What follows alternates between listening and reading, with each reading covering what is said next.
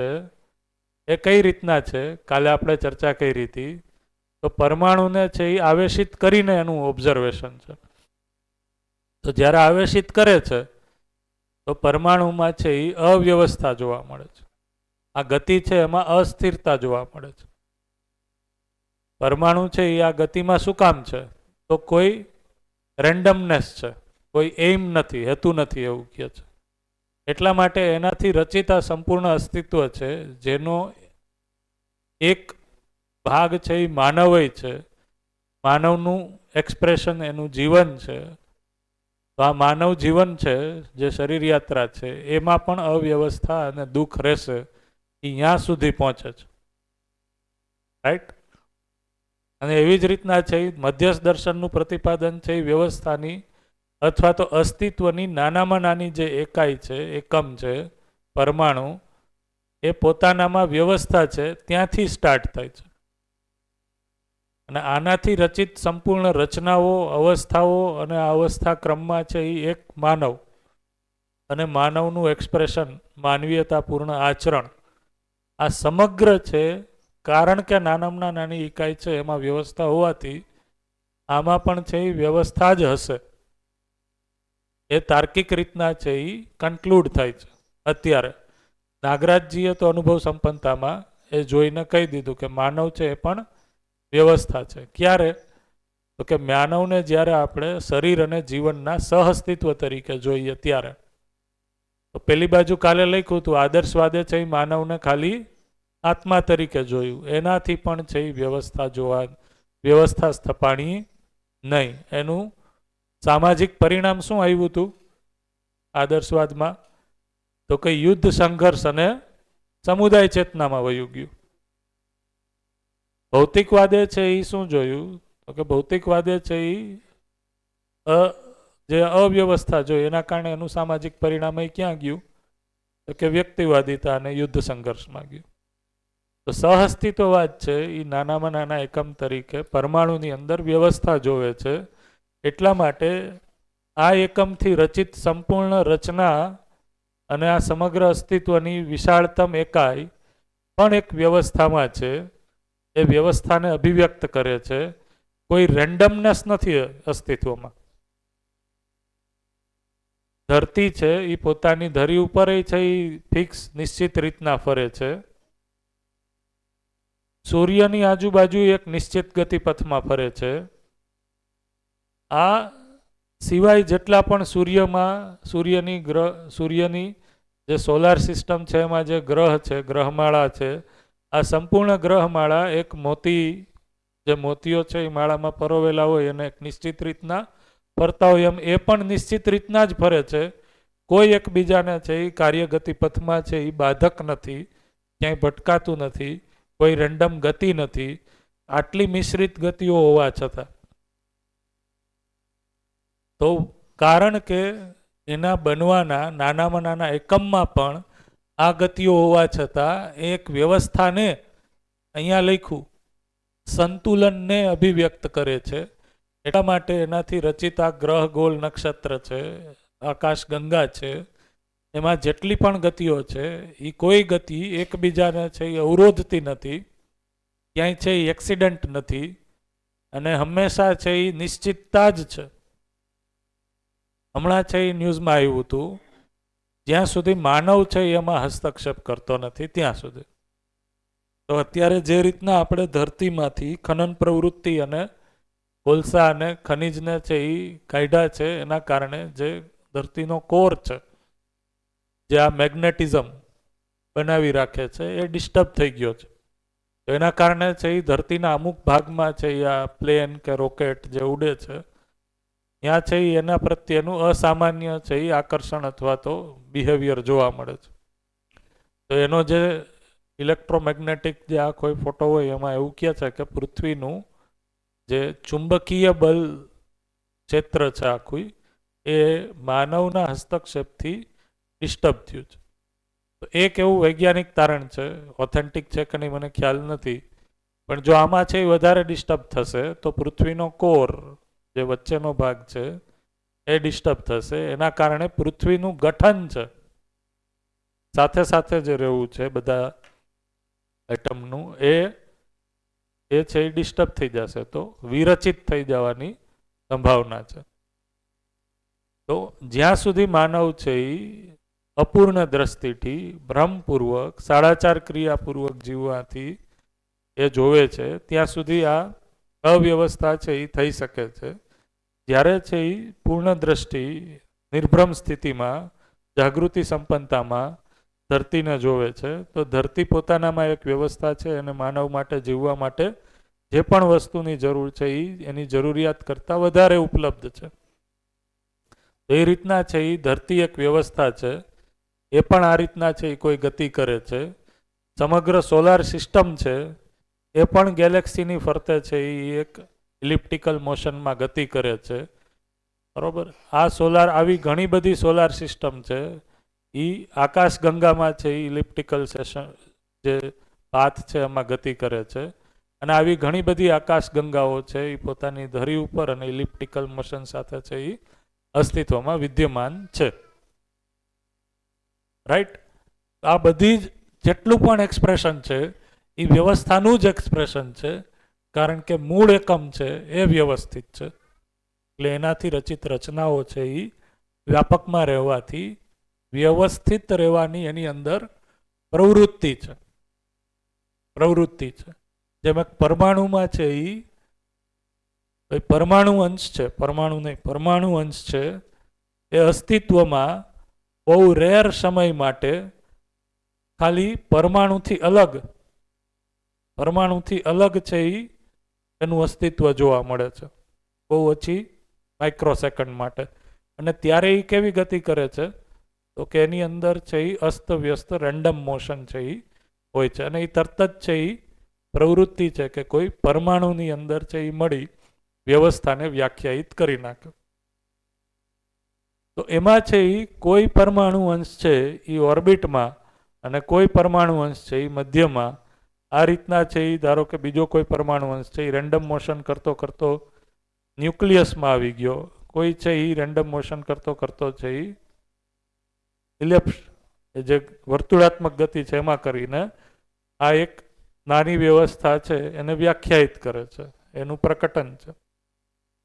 તો આ રીતના છે એ આ જે પરમાણુ અંશો છે એનું અસ્તિત્વ પરમાણુની બહાર ધરતી ઉપર સમગ્ર અસ્તિત્વના રેફરન્સમાં એકલતામાં બહુ ઓછું છે. આવી પણ એક દર્શનમાં છે એ સ્પષ્ટતા છે.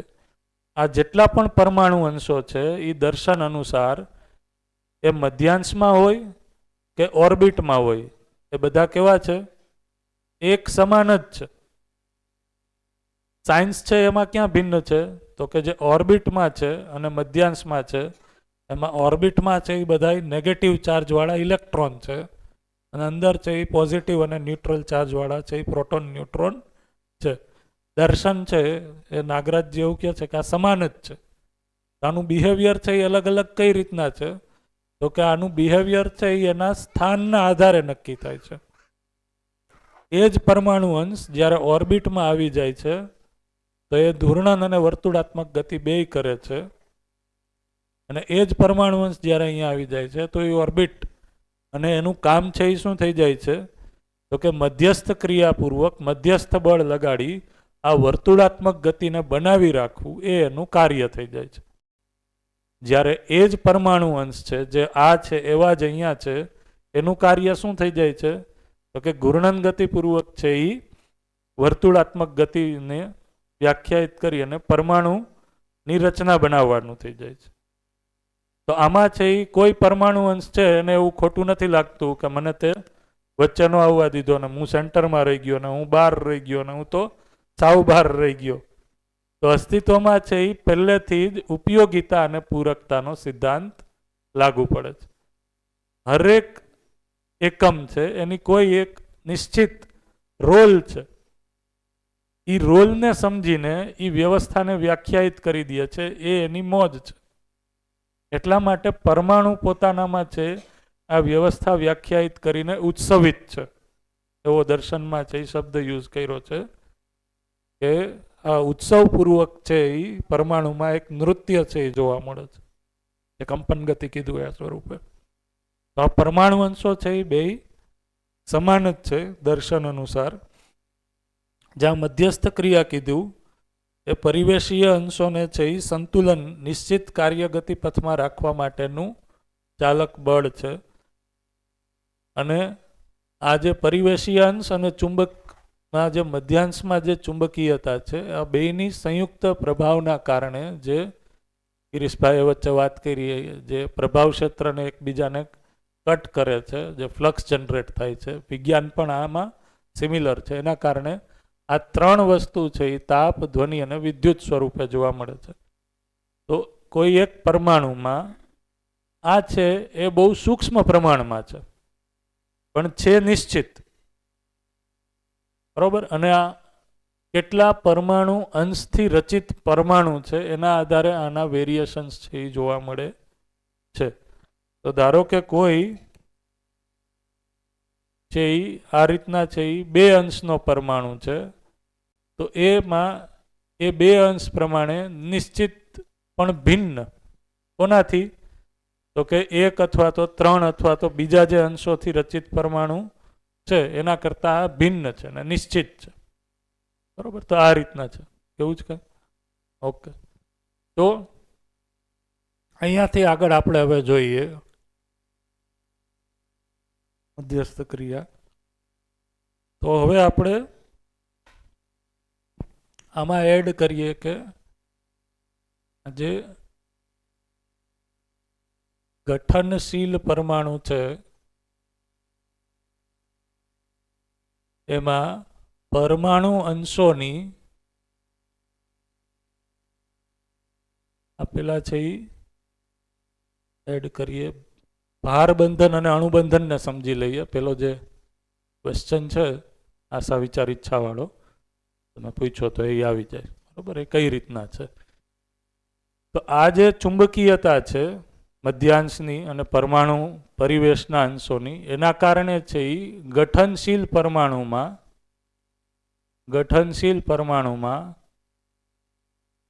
2 પ્રકારના છે એ બંધન જોવા મળે છે. એક છે એ ભાર બંધન છે.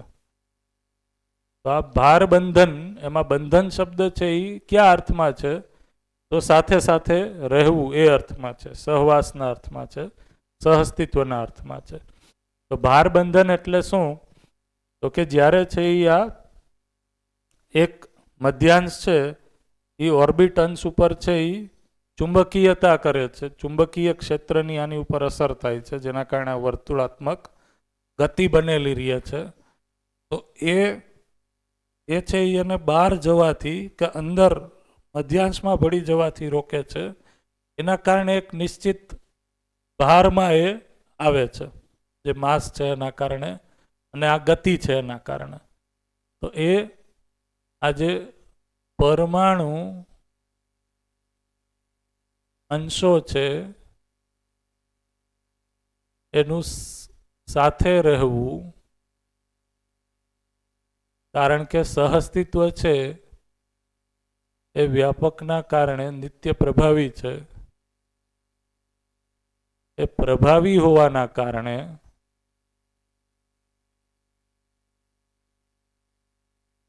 આ પરમાણુમાં છે એ ભાર બંધન છે એ જોવા મળે છે.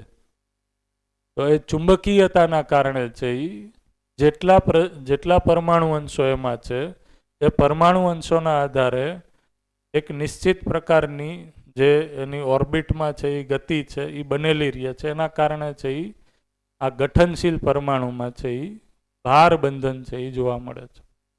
તો એનું કારણ છે એ શું છે? તો કે પરમાણુ અંશોની ચુંબકીય ક્ષેત્ર છે, જે એને વધારે દૂર કે વધારે નજીક આવતા રોકે છે. એના કારણે છે એની ઉપર છે જે સંયુક્ત પ્રભાવ જનરેટ થાય છે એ આ પરમાણુના સ્તર ઉપર છે. આ પરમાણુના સ્તર ઉપર છે, એને કીધું ભાર બંધન. અહીંયા હું લખી નાખું કે આ છે ક્યાં? તો કે આ પરમાણુ સ્તર ઉપર છે, એઝ એ હોલ પરમાણુ ઉપર છે, રાઈટ, બરોબર. એવી જ રીતના છે અનુબંધન શું છે? તો કે અસ્તિત્વમાં એવું તો નથી કે આ જેટલા પણ પરમાણુઓ છે એ એકલા એકલા જ રહેશે. તો એક જ પ્રકારના પરમાણુ હોય છે એ સહઅસ્તિત્વમાં આવશે, સહવાસમાં આવશે. એવી જ રીતના છે એ અલગ અલગ પ્રજાતિના પરમાણુઓ પણ એકબીજાની સાથે સહઅસ્તિત્વમાં આવશે. તો એ જે એકથી વધુ પરમાણુ એકબીજાથી નજીક આવે છે, સહવાસમાં, સહવાસ છે એ શબ્દ આના માટે દર્શનમાં યુઝ કર્યો છે. તો એકબીજાના સહવાસમાં આવે છે. એ સહવાસના કારણે પરમાણુ પરમાણુ વચ્ચે, પરમાણુ પરમાણુ વચ્ચે એક પરમાણુનું ચુંબકીય ક્ષેત્ર કંઈક છે સંયુક્તા, બીજું પરમાણુઓનું પણ ચુંબકીય ક્ષેત્ર છે. આ ચુંબકીય ક્ષેત્રના સમ્મિલિત પ્રભાવ સ્વરૂપે, સમ્મિલિત પ્રભાવ સ્વરૂપે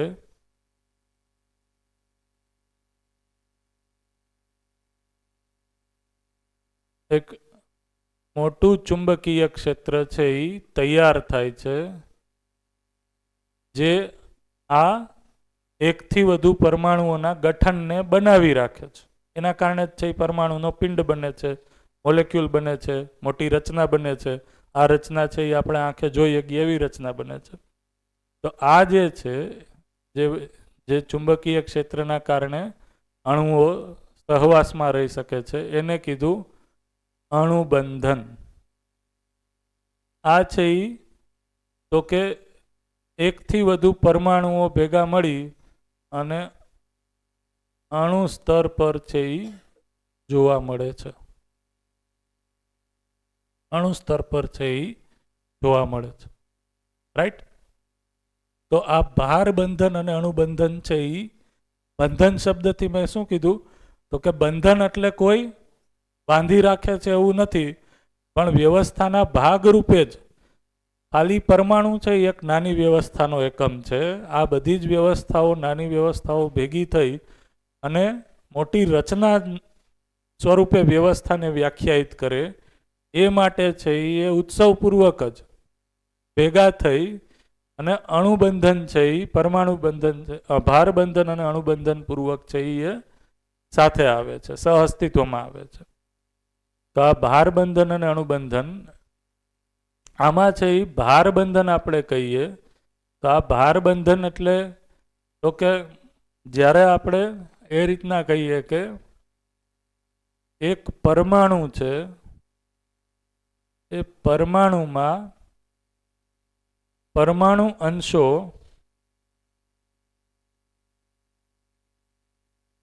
ઓકે, પહેલા અહીંયા સુધીમાં કાંઈ જોવો જોઈએ, અને જોવો શું છે કયું બરોબર લાગે છે અહીંયા સુધી? ધ્યાન જાય છે? આ બે શબ્દો છે એને આપણે ભાર બંધન અને, તો આ છે એ ભાર બંધન છે એ ભૌતિક ક્રિયા સ્વરૂપે છે. અણુબંધન છે એટલે કે એકથી વધારે પરમાણુઓ ભેગા મળી અને મોટી મોલેક્યુલ અથવા તો પિંડ અથવા તો રચના બનાવે છે. તો આમાં રાસાયણિક ક્રિયા પણ આવી જાય છે, બરોબર. ભૌતિક ક્રિયા છે,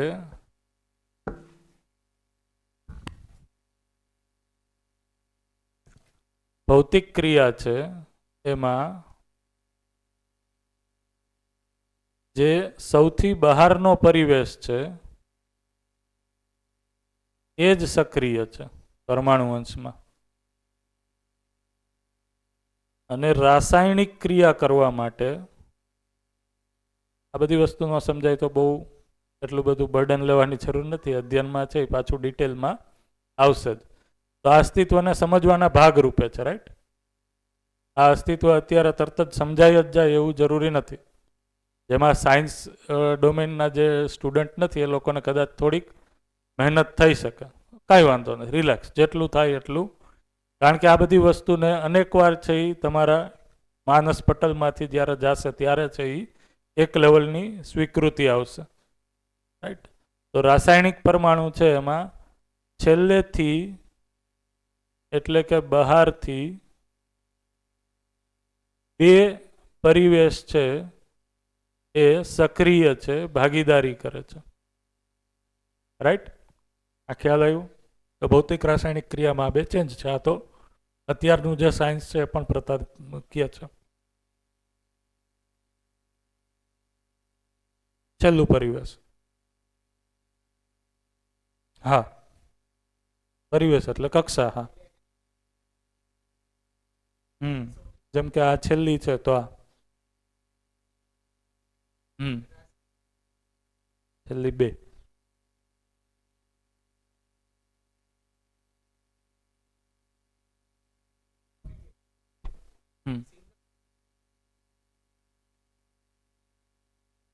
હા,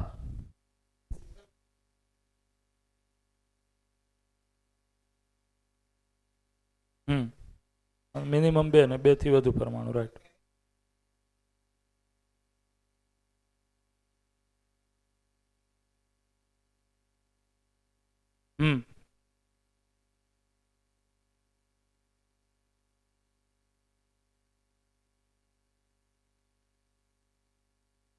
માઇક લઈ લ્યો.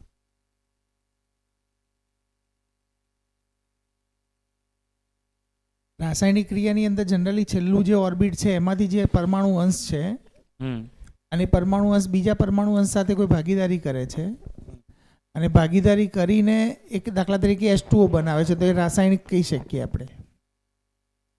હાઇડ્રોજન અને ઓક્સિજન બે ભેગા થઈને એક નવું રસાયણ બન્યું, એને આપણે પાણી કીધું.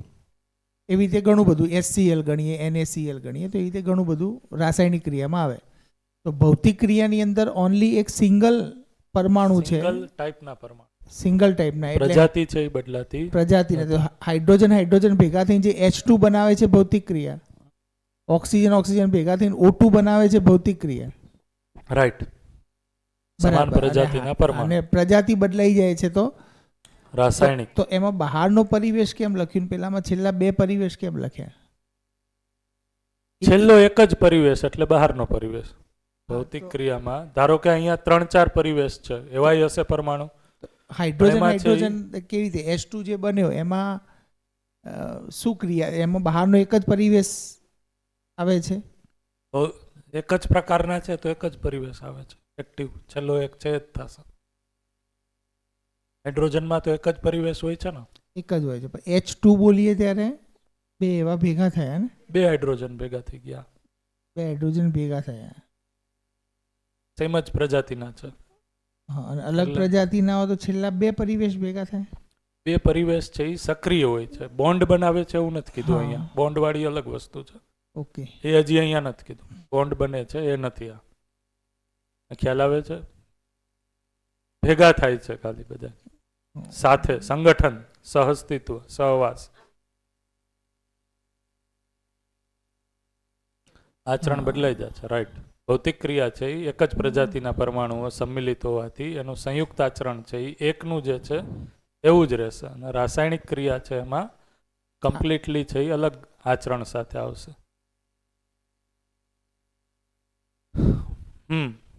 આ માનવ વ્યવહાર દર્શન અધ્યાય 3 છે એ આવશે. તો આ છે એ બરોબર ભૌતિક ક્રિયા, રાસાયણિક ક્રિયા ભાર બંધન અણુબંધનની અંદર જોવા મળે છે. હવે આમાં છે એ આપણે ગઠનશીલ પરમાણુઓમાં જે પ્રજાતિઓ છે એને આપણે હવે જોઈએ.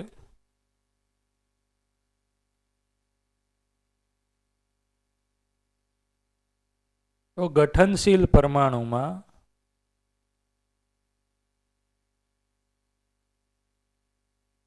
જે પ્રજાતિ છે એ પ્રજાતિનો આધાર શું છે? તો કે એમાં રહેલ પરમાણુ અંશોની જે સંખ્યા છે એ સંખ્યાના કારણે જ છે એની પ્રજાતિઓમાં ભિન્નતા જોવા મળે. આ જે ભિન્નતા જોવા મળે છે એના કારણે એના આચરણમાં પણ છે એ ભિન્નતા જોવા મળે છે. આને કઈ રીતના આપણે કહી શકીએ? જે હમણાં એક્ઝામ્પલ લેતા હતા એ પ્રમાણે એક અંશ વાળી એક પ્રજાતિ, આવી રીતના છે બે અંશ. તો જ્યારે હું બે અંશ કહું છું તો બે અંશ છે એ મધ્યાંશમાં અને બે અંશ છે એ ઓર્બિટમાં. આ પ્રજાતિ, આ રીતના છે એ 3 અંશ આડી પ્રજાતિ, આ રીતના છે એ ટોટલ કેટલી પ્રજાતિ છે આપણી પાસે? 120 પ્રજાતિના પરમાણુ આપણી પાસે છે. એમાં તો કે જે આ ગઠનશીલ છે, એમાં ગઠનશીલનો અર્થ શું થયો? કે જેનું ગઠન બદલાઈ શકે છે એને જ કીધું ગઠનશીલ. જેનું ગઠન બદલાઈ શકે છે એને જ કીધું ગઠનશીલ. એનો અર્થ શું થયો? તો કે એમાં છે એ 2 પ્રકારની ક્રિયા જોવા મળે છે. એક છે પ્રસ્થાપન અને એક છે એ વિસ્થાપન. તો પ્રસ્થાપન અને વિસ્થાપન શું છે? તો કે જ્યારે પરમાણુ, આ ગઠનશીલ પરમાણુ છે, એની અંદર અમુક પરમાણુ છે, એની અંદર પરમાણુ અંશોને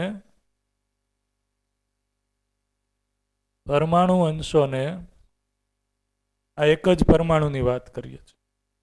આ એક જ પરમાણુમાં પરમાણુ અંશને બહાર જવાની પ્રવૃત્તિ હોય છે. સોરી, પહેલાં આપણે લઈએ અંદર સમાહિત કરવાની જે પ્રવૃત્તિ છે, એ સમાહિત કરવાની પ્રવૃત્તિને કીધું પ્રસ્થાપન. એક જ પ્રજાતિ, ધારો કે કોઈ એક પ્રજાતિનો પરમાણુ છે, એમાં પરમાણુ અંશને પોતાનામાં સમાહિત કરવાની, સંમિલિત કરવાની, લઈ લેવાની પ્રવૃત્તિ છે. તો એ જે લઈ લે છે એને કીધું પરમાણુ અંશનું પરમાણુમાં પ્રસ્થાપન થયું. એવી જ રીતના છે એ અમુકમાં છે એ પરમાણુ અંશ બહાર જવાની પ્રવૃત્તિ છે, એને કીધું વિસ્થાપન. તો એના આધારે છે એ 2 પ્રકારના પરમાણુ કીધા. એક છે એ ભૂખ્યા પરમાણુ અને બીજા છે એ અજીર્ણ પરમાણુ. અજીર્ણ પરમાણુ.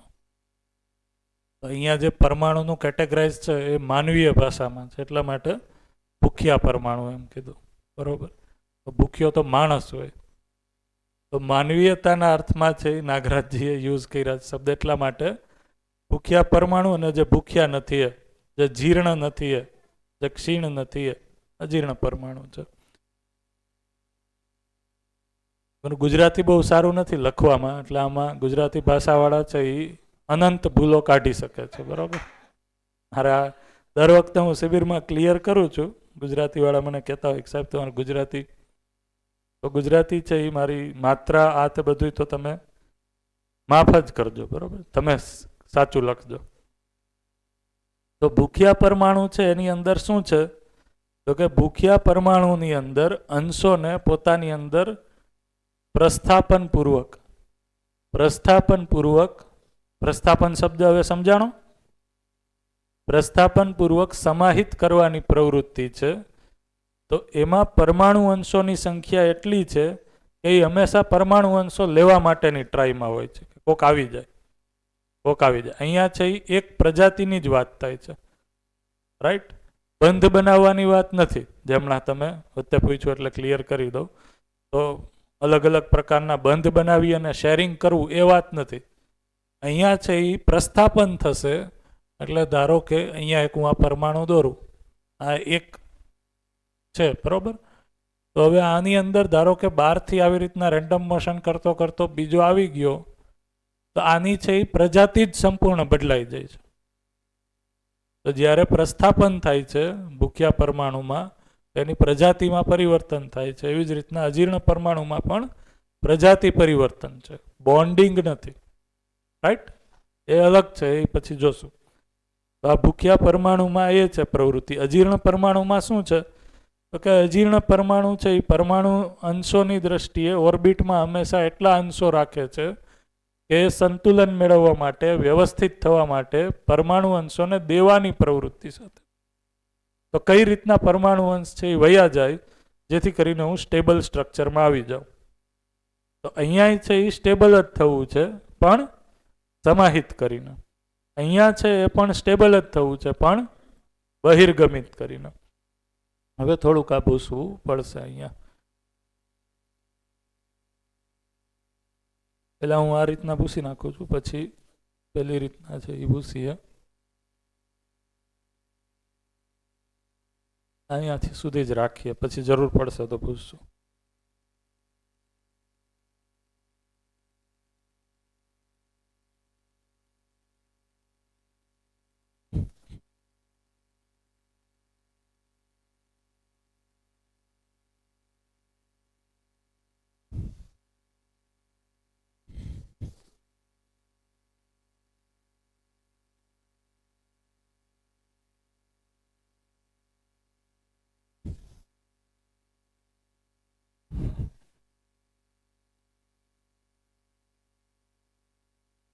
આ જેટલું લખ્યું છે એ ભૂસે ત્યાં સુધીમાં આમાં આપણે જોઈએ તો એક સરસ થોડીક રમૂજ ટાઈપનું છે.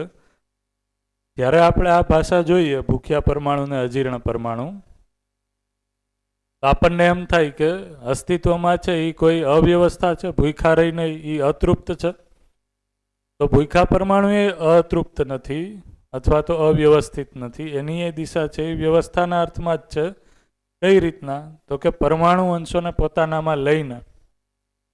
અને એવી જ રીતના છે અજીર્ણ પરમાણુ છે એની અંદર કોઈ અતૃપ્તિ નથી, પરમાણુ અંશોને બહાર આપીને. એના માટે છે એ દર્શનમાં છે એ રીતના શબ્દ યુઝ કર્યો છે કે એક ભૂખ્યો પરમાણુ જ્યારે પોતાની અંદર પરમાણુ અંશને છે એ સમાહિત કરે છે ત્યારે એ પણ તૃપ્ત થાય છે, અને જેણે કોઈ બહિર્ગમિત કર્યો હોય છે પરમાણુ અંશ એ પણ લઈને એ તૃપ્ત જ થાય છે. તો અસ્તિત્વમાં છે એ આ બેમાંથી એકય પ્રસ્થાપન કે વિસ્થાપન એ છીના ઝપટીનો કાર્યક્રમ નથી. ગુંડાગર્દી હાલો લઈ લઈએ એવું કાંઈ નથી. બે ક્રિયા છે પ્રસ્થાપન અને વિસ્થાપન. એ લખ્યું છે અહીંયા, આવેશ નથી. ઉત્સવપૂર્વક, ઉત્સવ અથવા તો ઉર્મિપૂર્વક છે એ થાય છે આ ક્રિયા બે છે એ. બરોબર? તો અસ્તિત્વમાં છે એ કોઈ પરમાણુ લેવલ ઉપર અતૃપ્તિ નથી. એટલા માટે પ્રસ્થાપન અને વિસ્થાપન આ બે ક્રિયા છે એ કેવી છે? સહજ જ છે.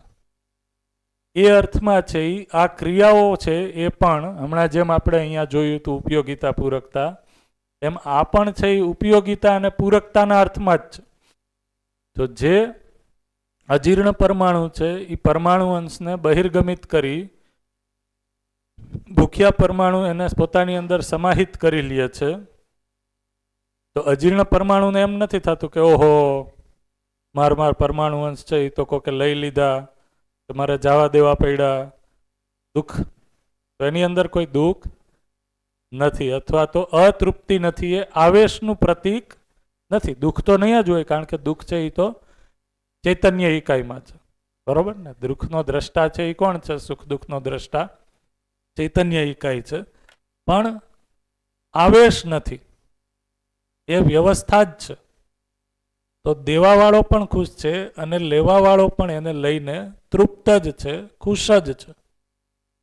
તો આ જે સંપૂર્ણ અભિવ્યક્તિ છે ભૂખ્યા અને અજીર્ણ પરમાણુની, એને જો આપણે ક્રમમાં જોઈએ તો 120 પ્રજાતિના આવા પરમાણુ છે.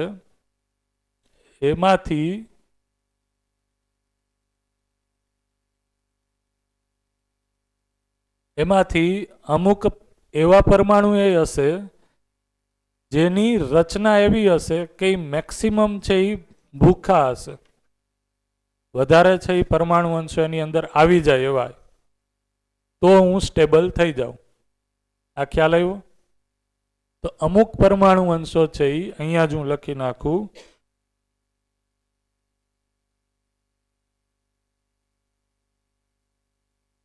એ વધારે ભૂખા હશે.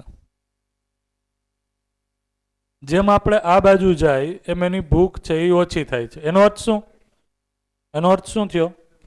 તો કે આની અંદર છે એ એક પરમાણુ અંશ આવીને એની ભૂખ તૃપ્ત થઈ ગઈ, સ્ટેબલ થઈ ગયો. આને છે એ તૃપ્ત થવા માટે 2 પરમાણુ અંશોને સમાહિત કરવા પડશે, 3 કરવા પડશે. આને છે એ 4, 5, 6 કરવા પડશે. અહીંયા છે એ 7 કરવા પડશે, સમથિંગ લાઈક ધેટ. તો આ રીતના છે એ આ ભૂખા પરમાણુની યાત્રા છે. એવી જ રીતના છે એ અજીર્ણ પરમાણુમાં પણ અમુક પરમાણુ છે એ વધારે અજીર્ણ હશે, તો એની અંદર છે એ કઈ રીતના ગતિ હશે? આ વધારે અજીર્ણ છે એનો અર્થ શું? વધારે આપવાની પ્રવૃત્તિ હશે. એટલે આની પાસે છે એ વધારે અંશો એવા હશે જે બહિર્ગમિત કરી દેશે, બહાર નીકળી જાય. આમાં એનાથી ઓછા, આમાં એનાથી ઓછા, એમાં એનાથી ઓછા, આમાં એનાથી ઓછા. તો આ રીતના આપણે ગતિ જોઈએ તો વચ્ચે સંપૂર્ણ રીતના એક એવો પરમાણુ જોવા મળે છે જે પોતાનામાં છે એ સંતુલિત છે, સ્ટેબલ છે. એની અંદર છે એ પરમાણુ અંશોને લેવાની કે દેવાની એમાંથી એ કઈ પ્રવૃત્તિ નથી. એને કીધો ગઠનપૂર્ણ પરમાણુ, જીવન પરમાણુ, ચૈતન્ય પરમાણુ. તો એનું સ્ટ્રક્ચર એ સ્ટેબલ સ્ટ્રક્ચર છે. એટલે કે અસ્તિત્વમાં જે આ પરમાણુની પ્રસ્થાપન વિસ્થાપન પ્રક્રિયા છે એ પણ કઈ દિશામાં છે? તો કે જેથી કરીને કોઈ એવું પરમાણુ સ્ટ્રક્ચર બને જે પોતાનામાં છે એ આ પ્રસ્થાપન અને વિસ્થાપનથી મુક્ત છે. તો એ પ્રસ્થાપન અને વિસ્થાપનથી મુક્ત છે એને કીધું ચૈતન્ય પરમાણુ, જીવન પરમાણુ. તો અહીંયા છે એ પ્રસ્થાપન અને વિસ્થાપનના કારણે છે એ આ તાપ, ધ્વનિ અને વિદ્યુત છે એ અલગ અલગ પ્રકારના પરમાણુઓમાં ભિન્ન ભિન્ન જોવા મળે છે. જીવન પરમાણુ છે એમાં કોઈ પ્રસ્થાપન અને વિસ્થાપન નથી. એટલા માટે એની અંદર કોઈ ભૌતિક કે રાસાયણિક કેરેક્ટરિસ્ટિક નથી. તો એ ભૌતિક અને રાસાયણિક ગુણધર્મથી મુક્ત છે અને આને કીધું પરિમાર્જન. તો પરિમાર્જન એટલે શું? તો કે પરિમાર્જન એટલે પરિમાર્જન પહેલાની જે કેરેક્ટરિસ્ટિક હોય એ અને પરિમાર્જન પછીની જે કેરેક્ટરિસ્ટિક હોય એમાં બેમાં છે એ તફાવત છે. કોઈ કનેક્શન નથી, કોઈ કનેક્શન નથી. આ છે એ શું છે? પરિવર્તન છે. પરિવર્તન છે. તો પરિવર્તન છે એમાં ગુણાત્મક ફેરફાર છે. એટલે કે અહીંયા જે તાપ, ધ્વનિ, વિદ્યુત હશે એના કરતાં આમાં તાપ, ધ્વનિ, વિદ્યુત જ હશે પણ એ ઓછો હશે અથવા વધારે હશે. આમાં એના કરતાં ઓછો કે વધારે હશે. પણ આ છે એ આ સંક્રમણ કાળમાં અહીંયાથી અહીંયા આવી ગયો અને એ કોઈ નિશ્ચિત પરિસ્થિતિમાં જ થાય છે. કોઈ ધરતી ઉપર કોઈ નિશ્ચિત પરિસ્થિતિમાં, કોઈ નિશ્ચિત વાતાવરણમાં, નૈસર્ગિકતામાં, તાપ, દાબ, નમીમાં આ ઘટના થાય છે.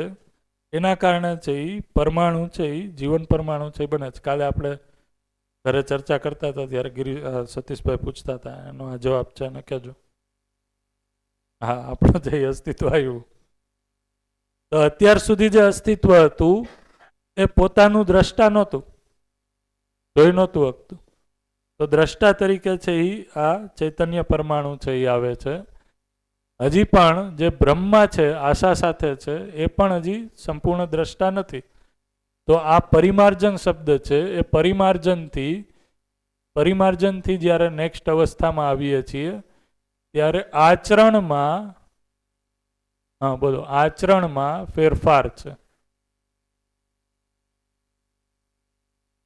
યસ, એટલા માટે ઇંગ્લિશમાં એને ટ્રાન્સફોર્મેશન પણ શબ્દ કીધો અને બીજો દર્શનમાં શબ્દ સંક્રમણ પણ છે.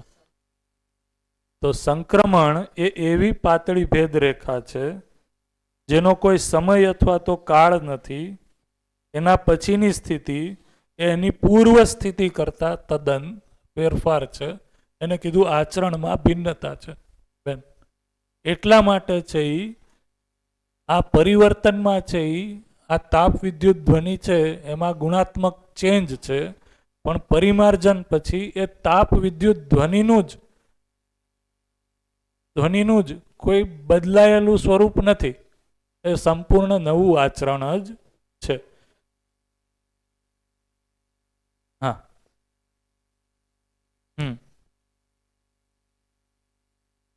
રાઈટ.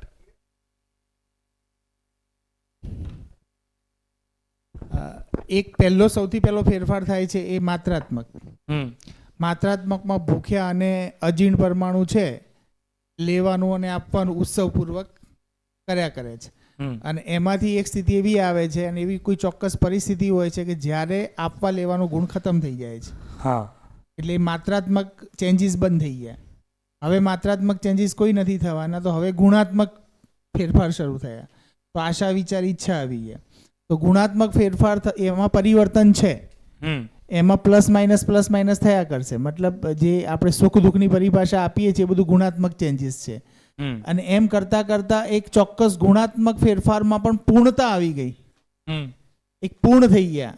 અને એ પૂર્ણ જે થઈ ગયા એ આચરણ તરીકે સ્વીકાર્ય થઈ ગયા. મતલબ એ આચરણ પૂર્ણતા શબ્દ આપ્યો.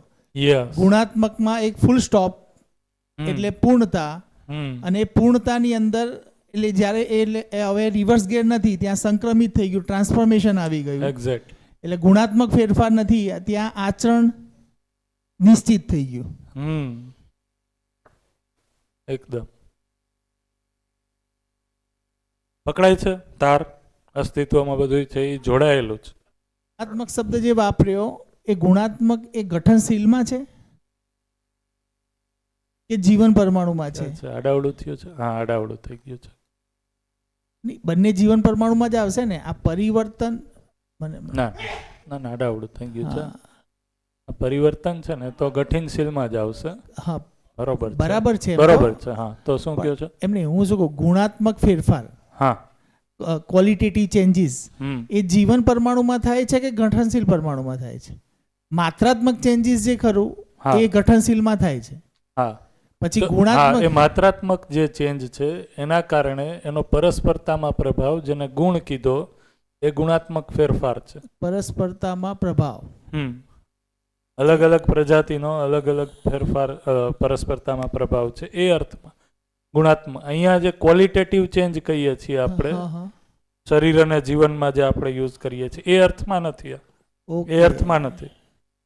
શરીર છે કન્ટેક્સ પ્રમાણે ચેન્જ છે. હા, અહીંયા છે એ આપણે આચરણ શબ્દ એટલા માટે ચેન્જ યુઝ કર્યો છે. તો પછી તમે જે બોલતા હતા એમાં જ ન બોલ્યા વચ્ચે કે તો એ જીવન પરમાણુ છે એમાં આશા સાથે જીવન ચાલે છે. તો હું એને ગુણાત્મક વિચારું છું ને. પણ આમ તો એ ગુણાત્મક ફેરફાર જ છે. શરીર ક્વોલિટેટિવ જ છે. શરીર અને મેની જ્યારે જ્યારે આપણે કલ્પના કરીએ છીએ ત્યારે શરીરમાં માત્રાત્મક ફેરફાર થાય છે અને અહીંયા માત્રાત્મક લખીએ. બરોબર છે. હા, તો એ માત્રાત્મક અને પછી પેલામાં ગુણાત્મક થતા થતા આચરણ, તો પરિમાર્જનમાં ગુણાત્મક. હા, તો કદાચ હવે મને પકડાય છે, નહીં તો પેલામાં. હા, આમાં વચ્ચે છે એ ગુણાત્મક મૂકી દઈએ. એમાં ગુણાત્મક સાથે પછી એની પૂર્ણતા આવી જાય એટલે એક સ્ટેપ આવી જાય કે આચરણની એક નિશ્ચિતતા આવી જાય. જે આના અંદર કીધું છે પશુ માનવમાંથી માનવ થઈ ગયો, પછી માનવમાંથી દેવ માનવ, તો ત્યાં સુધીથી એક ટ્રાન્સફોર્મેશન પ્લસ માઇનસ થઈ શકે છે. પણ પછી એના પછી એક લેવલ ઉપર જ્યારે માનવ બની ગયો એટલે કે સમજ હે તો ગલતી નહીં, ગલતી હે તો સમજ નહીં, એક સમજણ આવ્યા પછી કોઈ ગલતી થવાની સંભાવના છે નહીં. તો એ આચરણની નિશ્ચિતતા આવી ગઈ કે ભાઈ અહીંયા સુધીથી હવે આ માણસ છે ને અહીંયાથી બીલો તો નહીં જ જાય, જીવ ચેતનામાં નહીં જાય. જીવ ચેતનામાં નહીં જાય. તો જીવ ચેતનામાંથી માનવ ચેતનામાં જે સંક્રમણ થાય છે એ ગુણાત્મક ફેરફાર છે. એવો ગુણાત્મક ફેરફાર થતા થતા છે. પેલું સંક્રમણ આવ્યું એ માનવ પદ, બીજું સંક્રમણ આવ્યું એ દેવ માનવ પદ, અને ત્રીજું સંક્રમણ આવ્યું એ પદમુક્તિ કે દિવ્ય માનવ પદ. બોલો. આપણે દાખલા તરીકે અનુભવ સુધી પહોંચી ગયા, એના પછી રિટર્ન આવવાની તો કોઈ શક્યતા છે જ નહીં. નહીં, કોઈ શક્યતા નથી. ઓકે. એને વધારે વ્યવસ્થિત કહીએ કનૈયાભાઈ તો એકચ્યુઅલમાં તો જે અહીંયા સાક્ષાત્કાર પૂર્વક બોધમાંય સંચિત થઈ જાય છે એના પછી એ બાબતને લઈને રિટર્ન આવવાની શક્યતા નથી. જેટલી વસ્તુ અહીંયા આવી જાય છે બોધમાંય, આને થોડુંક ઝૂમ કરીને લેજો, એ સંસ્કારને એટલો સંસ્કારનો પક્ષ ઠીક થઈ ગયો તો એની ઉપર મારે હવે છે ફરીથી પાછું વર્ક કરવાની જરૂર નથી. એટલે એ અર્થમાં સાચી કમાણી છે એ સંસ્કાર કીધી. એ અર્થમાં પેલું પરિચય શિબિરમાં કહે કે ખાલી હાથે આવ્યા નથી, કારણ કે સંસ્કાર ઝીરો સાથે કોઈ જન્મ નથી. બરોબર, મિનિમમ. એટલા માટે નાગરાજજીએ શું કીધું કે 50%થી વધારે તો વ્યક્તિ સારો છે. તો અમુક સંસ્કાર સાથે હંમેશા વ્યક્તિ આવે છે, અને જો એ ગુણાત્મક પરિમાર્જન કરતા કરતા અમુક સંસ્કારોને સંચિત કરે છે તો એનાથી આગળના સંસ્કારો સાથે જાય છે.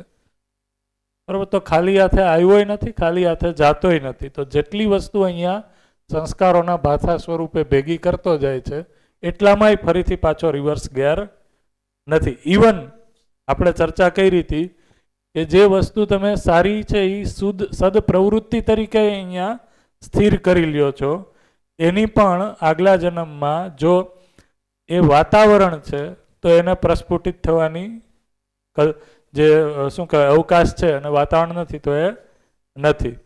તો પહેલાં છે એ એટલા માટે પ્રવૃત્તિ ઉપર કામ, અને પ્રવૃત્તિમાં નિરંતરતા એટલે સંસ્કારમાં એ વયું ગયું. તો રાઈટ, બરોબર છે. અહીંયા છે એ ગુણાત્મક ફેરફાર પૂર્વક આચરણમાં ફેરફાર, એટલે આશા વિચાર ઈચ્છા જીવન પરમાણુ, એ એની અભિવ્યક્તિ છે. તો અહીંયા છે એ કાલે જે પ્રશ્ન હતો એ પ્રમાણે અહીંયા કોઈ છે એ આનું મેપિંગ નથી કે આ આમાં થઈ ગયું આમાં. બરોબર, આ છે એ તદ્દન નવી જ અભિવ્યક્તિ છે જે અહીંયા આપણે જીવન પરમાણુ સ્વરૂપે ડ્રો કરી હતી. તો એ ગઠનના રીતે પણ તમે જોવો તો એકય ગઠનશીલ પરમાણુ સાથે મેચ થતી નથી,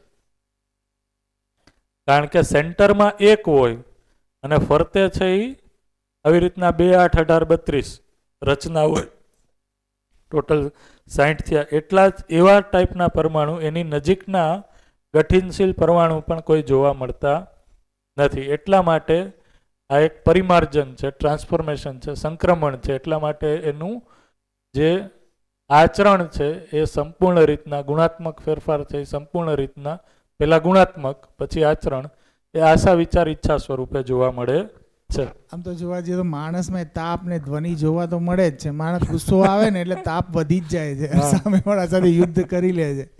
પછી યુદ્ધ કરવો, ઝઘડો કરવો એ ક્યાંક ને ક્યાંક એક પ્રકારનું તાપ આવેશ જ છે. આવેશ જ.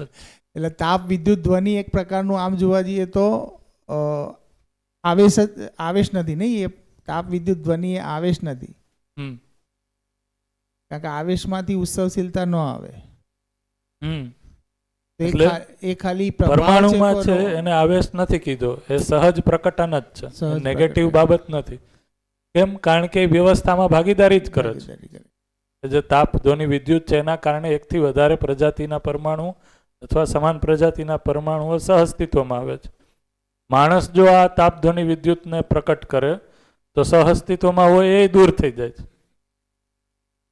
તો એના માટે આવેશ છે એ સહજ નથી. એટલે એનો મતલબ કે વ્યાપકનો પ્રભાવ છે ત્યાં સુધીથી, તો બાકીની 3 અવસ્થાઓ ઉપર વ્યાપકનો પ્રભાવ છે એટલે એનું આચરણ નિશ્ચિત છે. પણ માનવમાં એ જ્યારે વ્યાપકના પ્રભાવમાં આવે છે ત્યારે એનું આચરણ નિશ્ચિત થાય છે. ત્યાં સુધીથી એની એક યાત્રા છે જીવન પરમાણુની, વ્યાપકની અનુભૂતિ ન કરે ત્યાં સુધી.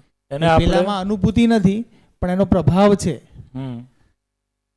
બાકીની 3 પદાર્થ, પ્રાણ અને જીવ અવસ્થામાં એનું મોટિવેશનલ ફોર્સ કયું છે? તો મોટિવેશનલ ફોર્સ છે વ્યાપક. અને વ્યાપકમાં રહેવા માત્રથી એ સંતુલિત છે, મતલબ એનું આચરણ દરેકનું નિશ્ચિત છે. તો પદાર્થનું આચરણ નથી બદલાતું, પ્રાણ અવસ્થાનું આચરણ નથી બદલાતું, જીવ અવસ્થાનું નથી બદલાતું, અને માનવનું બી આચરણ નિશ્ચિત જ છે. તો માનવીયતાપૂર્ણ આચરણ, પણ એ જ્યાં સુધીથી એ માનવીયતાપૂર્ણ આચરણમાં નથી ત્યાં સુધીથી એ વ્યાપકની અનુભૂતિમાં નથી. વ્યાપકની પહેચાન નથી થઈ, ઓળખ નથી થઈ, અનુભૂત નથી થયું.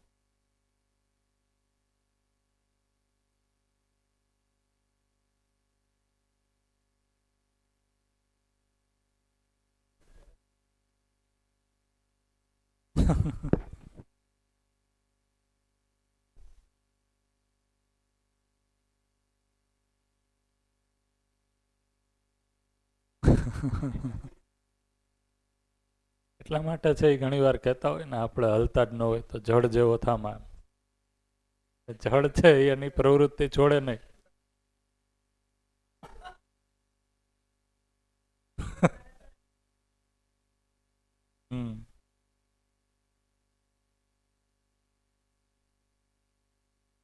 બોલો શું કરશું આગળ હવે? અહીંયા સુધી જે આ ચર્ચા કરી, બોલો પ્રભુ દાદા શું બાકી છે કયો?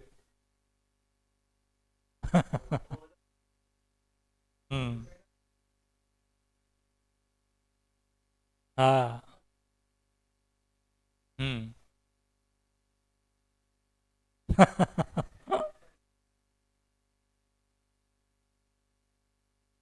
તો આજે સવારે મેં જે ચર્ચા કરી એમાં આ વાત છે એ પાછી એટલા માટે મૂકી, કાલે અસ્તિત્વ દર્શન સ્ટાર્ટ કર્યું હતું એટલા માટે કે જો આપણે ડાયરેક્ટલી જોવા જઈએ તો આ વસ્તુ છે એ અત્યારે જીવનમાં કોઈ આપણા બાધક નથી, ન સમજીએ તો.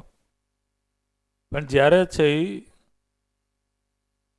સમજવાનું આપણે સ્ટાર્ટ કરીએ તો સૌથી પહેલાં છે વ્યવહારિક બાબતો જે છે, સામાજિક બાબતો છે, એની ઉપર આપણું ધ્યાન જાય છે. અને જેવું એ સોલ્વ થાય છે, ઠીક થાય છે, તો મારું છે એ નેચરલી જ બહુ સહજતાથી ધ્યાન જાય છે કે આ અસ્તિત્વ છે એ શું છે, અસ્તિત્વનું સ્વરૂપ કેવું છે, આ અસ્તિત્વને ચલિત કરવા માટે, ચલાયમાનતા માટે ઉર્જાનું બળ શું છે, કેવી રીતના પૂરું પાડે છે.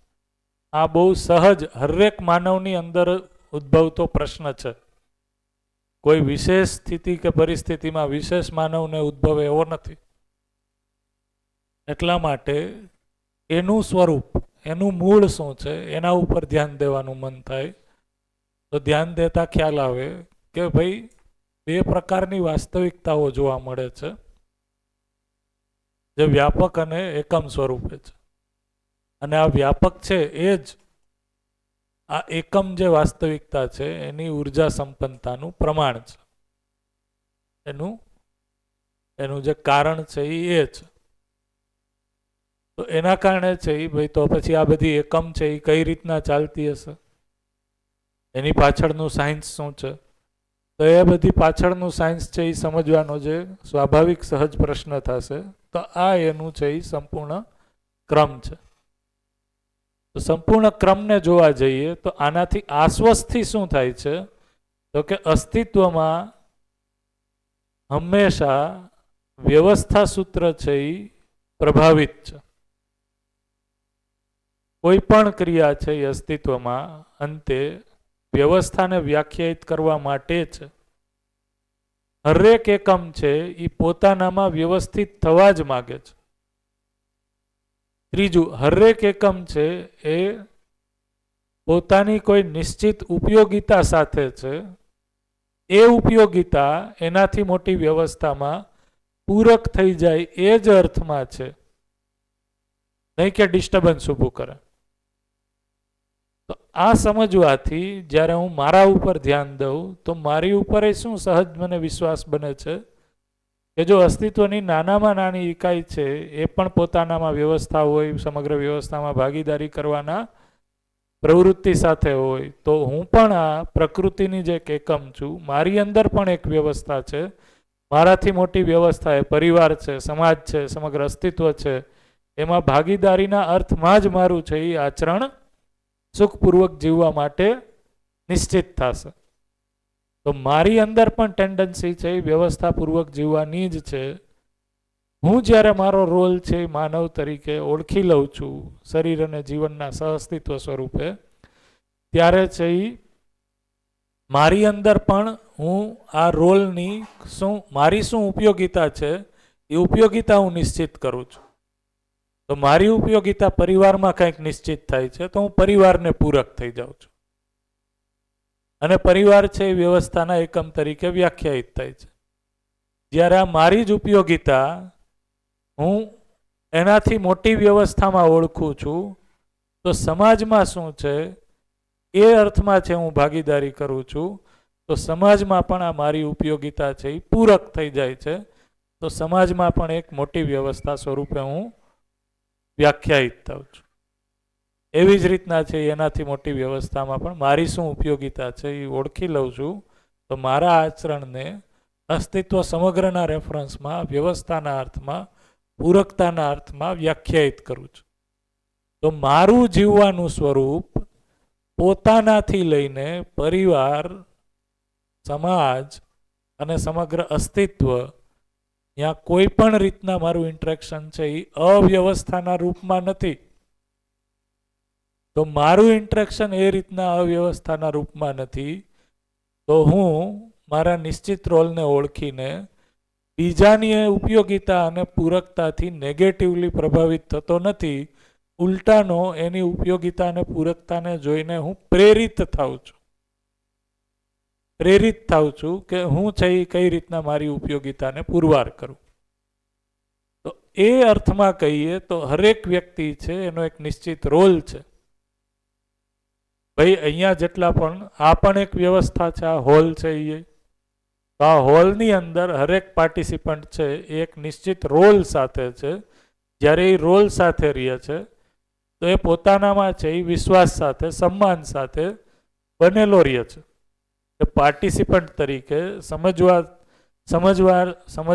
સમજવા વાળી વ્યક્તિ સ્વરૂપે મારે શું કરવાનું છે, તો કે જિજ્ઞાસા અને સમજવા માટે વિશ્વાસ. તો એ પૂર્વક જ્યારે હું અભિવ્યક્ત થાઉં છું તો અન્ય પાર્ટિસિપન્ટ્સ છે એની સાથે મારી હું પૂરકતા ઓળખી શકું છું. હું અનાવશ્યક છે એ ઇન્ફિરિયોરિટી કે સુપિરિયોરિટી કોમ્પ્લેક્સમાં જતો નથી. કારણ કે કોઈ અસ્તિત્વમાં હરીફાઈ જ નથી, કોમ્પિટિશન જ નથી, પણ શું છે, ઉપયોગિતા અને પૂરકતા છે. તો એ રીતના છે જ્યારે હું મારો રોલ ઓળખી લઉં છું તો હું પોતાની અંદર વિશ્વાસ સાથે રહું છું કે આ સમગ્ર અસ્તિત્વ છે એ અસ્તિત્વમાં મારા સુખપૂર્વક જીવવા માટેની ડિઝાઇન ઓલરેડી બનેલી જ છે. મારે ખાલી એને ઓળખવાની છે અને એ મુજબ છે એ જે રોલ છે એ રોલને સ્વીકારીને મારે એ પ્રમાણે જીવવાનું છે. એટલા માટે રોલ અલગ અલગ હોઈ શકશે. એ રોલ લઘુ કે ગુરુ નથી, એ પોતાનામાં પૂર્ણ જ છે. તો કોઈ વ્યક્તિ છે એ આ જ હોલમાં કહીએ તો કોઈ વ્યક્તિ છે એ અધ્યયનાર્થી છે, કોઈ વ્યક્તિ છે એ અધ્યયન કરાવવા વાળી વ્યક્તિ તરીકે છે, કોઈ વ્યક્તિ છે એ આ વ્યવસ્થાને કેપ્ચર કરવા માટે કેમેરા તરીકે છે, કોઈ વ્યક્તિ છે એ ચા પાણીની વ્યવસ્થા માટે છે, કોઈ વ્યક્તિ છે એ ખાવા પીવાની વ્યવસ્થા માટે છે. આ બધા જ રોલ છે એ પોતાનામાં નાના મોટા છે નહીં, બધા જ રોલ છે એ પોતાનામાં ઉપયોગી અને પૂરક છે, પૂર્ણ જ છે. તો આ રીતના જોવાથી હવે મને છે એ કોઈ પ્રત્યે છે એ કોમ્પિટિશન, ઈર્ષા, પાછળ રહી જવાનો ભાવ આવશે નહીં આવે. તો આને જ કીધું સહ અસ્તિત્વ. તો માણસ છે એ ક્યારેય પોતાનામાં એકલો નથી, હંમેશા છે એ સહઅસ્તિત્વમાં જ છે. પરમાણુ પણ અહીંયા જોઈએ તો કોઈ એક પ્રકારનો પરમાણુ છે એ અસ્તિત્વમાં એકલો નથી, ઘણા બધા પરમાણુઓ હંમેશા સહઅસ્તિત્વમાં છે. એટલા માટે તો છે એ આ એકમ છે એ વ્યાખ્યાયિત છે, આ એકમ છે એ વ્યાખ્યાયિત છે. તો આ રીતના છે એ સહઅસ્તિત્વ નિત્ય પ્રભાવી, નિત્ય પ્રકટનશીલ, નિત્ય વર્તમાન છે. કઈ રીતના છે, તો કે સંતુલનના અર્થમાં જ છે, નિયમના અર્થમાં જ છે, ન્યાયના અર્થમાં જ છે, ધર્મના અર્થમાં જ છે, સત્યના અર્થમાં જ છે. તો દર્શનને તમે કોઈ પણ જગ્યાએથી પકડો, જ્યાં પહોંચવું હોય ત્યાં પહોંચી શકશો. આખા દર્શનમાં જે કન્સેપ્ટ છે એમાં કોઈ પણ કન્સેપ્ટને બિંદુને તમે પકડો, એનું વિસ્તાર કરતા જાઓ, એનો ફેલાવ છે એ સંપૂર્ણ સુધી પહોંચશે. ત્યાંથી ફરીથી પકડો, તમે કોઈ પણ જગ્યાએ છે એ પહોંચી શકશો. આ છે એની બ્યુટી છે.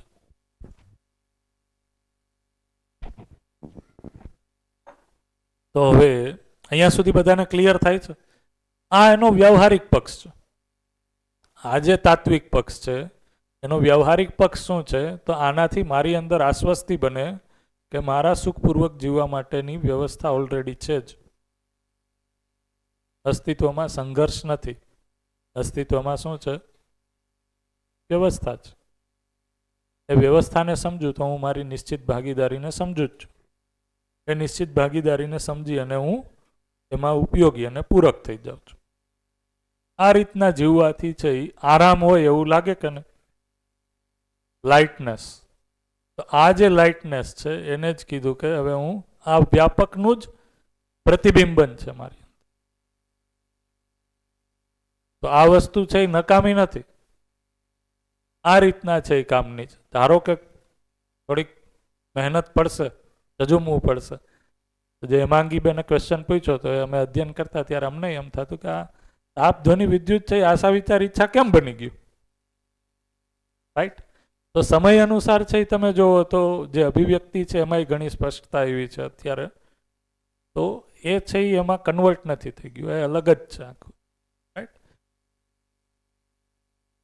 તો આમાં જ છે એ હવે આપણે શ્રમ ગતિ અને પરિણામના સિદ્ધાંતને જોડીએ તો જેમ અસ્તિત્વ છે એ નિત્ય પ્રભાવી છે, નિત્ય પ્રકટન છે એનું, એ જ રીતના છે એ અસ્તિત્વમાં જે એક સિદ્ધાંત, જેમ તમે કંઈક વચ્ચે બોલવાના હતા, કંઈક એવું છે, જે એક સિદ્ધાંત નિત્ય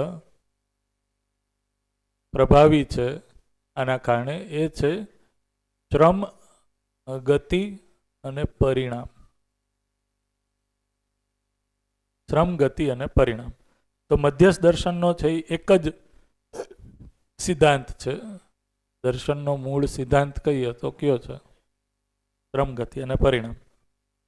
જો માનવ વ્યવહાર દર્શન પુસ્તક છે એમાં તમે પહેલા પેજ ઉપર આવી રીતના જોશો તો અંદર છે એ લખેલું હશે સિદ્ધાંત શ્રમ, ગતિ અને પરિણામ. તો શ્રમ, ગતિ અને પરિણામ એટલે શું? બરોબર? વન બાય વન છે એ આપણે સમજીએ. તો શ્રમ, ગતિ અને પરિણામ પોતાનામાં છે એ અવિભાજ્ય છે. અવિભાજ્ય છે. જ્યારે આપણે એને સમજવા જઈએ તો સમજવા માટે છે એ એક એક કરીને સમજીએ છીએ, પણ આઇસોલેશનમાં ખાલી શ્રમ નથી કે ગતિ નથી કે પરિણામ નથી. હંમેશા છે એ ત્રણેય વસ્તુ છે એ નિત્ય વર્તમાન છે જ. તો પરમાણુના સ્તરથી આપણે જોવાનું સ્ટાર્ટ કરીએ તો પરમાણુમાં મૂળ છે એ શ્રમ કરવાની પ્રવૃત્તિ છે. એ શ્રમ કરવાની પ્રવૃત્તિ છે એ કોના વશ છે? તો કે જે અહીંયા પરમાણુ આપણે લખ્યો તો એમાં પરમાણુ અંશો છે એ રેન્ડમ મોશન કરતા એક અંશ છે એ પરમાણુ મધ્યાંશમાં અને કોઈ અંશો છે એ ફરવા માંડે છે. આ જે ફરવા માંડે છે એ મૂળ ચેષ્ટા વશ છે એ શ્રમ કરવાની એની અંદર પ્રવૃત્તિ છે. તો મૂળ ચેષ્ટા અથવા તો મૂળ ચેષ્ટાના કારણે પરમાણુની અંદર, પરમાણુ અંશની અંદર શ્રમ કરવાની પ્રવૃત્તિ છે, જેના કારણે છે એ આ ધૂર્ણન અને વર્તુળાત્મક ગતિમાં આવે છે. અને જો એ મધ્યાંશમાં હોય તો એ ધૂર્ણન ગતિ છે એ કરવા માંડે છે. તો આને કીધું શ્રમ. એ શ્રમનું કારણ છે એ મૂળ ચેષ્ટા. મૂળ ચેષ્ટાનું કારણ છે એ વ્યાપક, કારણ કે વ્યાપકના કારણે હંમેશા ઉર્જિત છે જ, ઉર્જા સાથે છે જ. તો આ ઉર્જા છે એ કારણ બને છે મૂળ ચેષ્ટા કરવાનું, જેથી કરીને એક વ્યવસ્થા છે એ વ્યાખ્યાયિત થઈ જાય. તો આ જે છે એ શ્રમ છે, શ્રમ કરે છે પરમાણુ, એના કારણે એક પ્રકારની ગતિ જોવા મળે છે.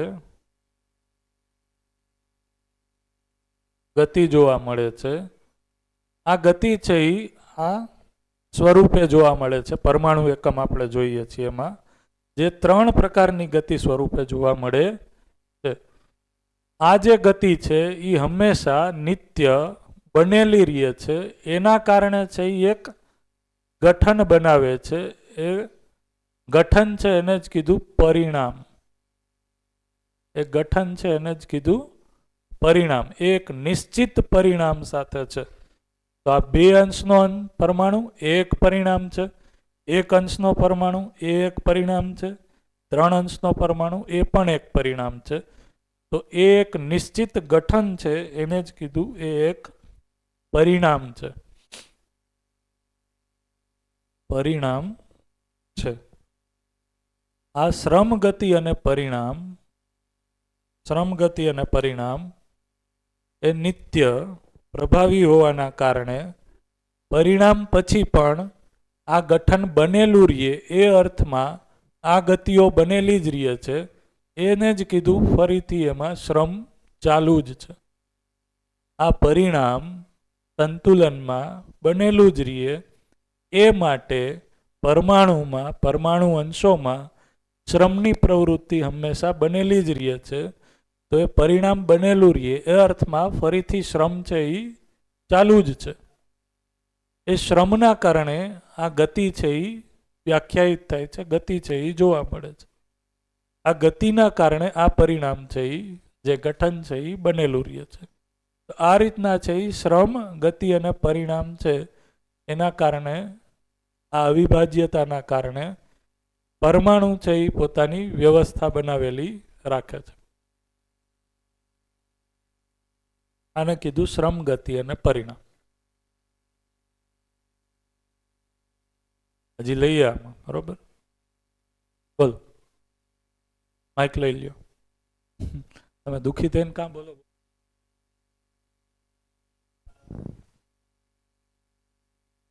શ્રમના કારણે વિશ્રામની સ્થિતિ ક્યારે આવો? એ તો લઈએ આપણે હજી. હા, ગઠનશીલના આધારે જડ પરમાણુ, જડ પરમાણુની જ વાત કરીએ છીએ અત્યારે આપણે.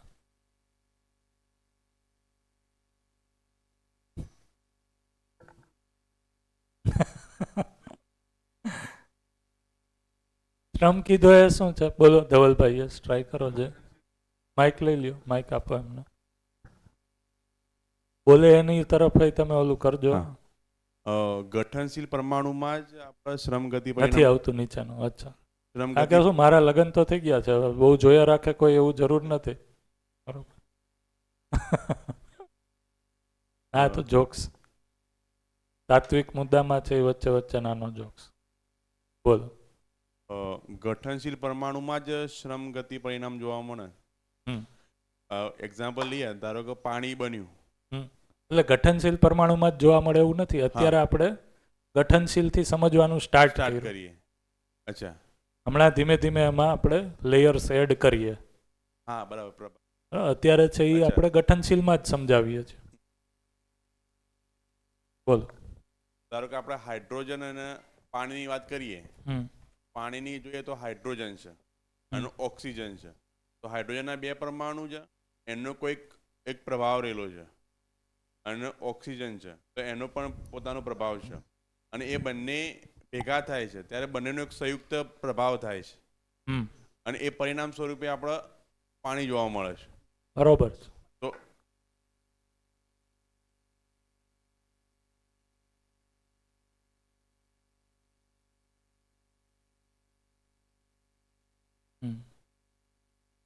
અત્યારે હજી આપણે એક જ લીધી. તો પાણીનું એક્ઝામ્પલ તમે સેટ નહીં થાય ને. ના, નેક્સ્ટ લેયરમાં એ આવશે. હા, ચેષ્ટાને લીધે, એટલે કે વ્યાપકને લીધે દરેક પરમાણુમાં શ્રમ કરવાની પ્રવૃત્તિ રહેલી છે.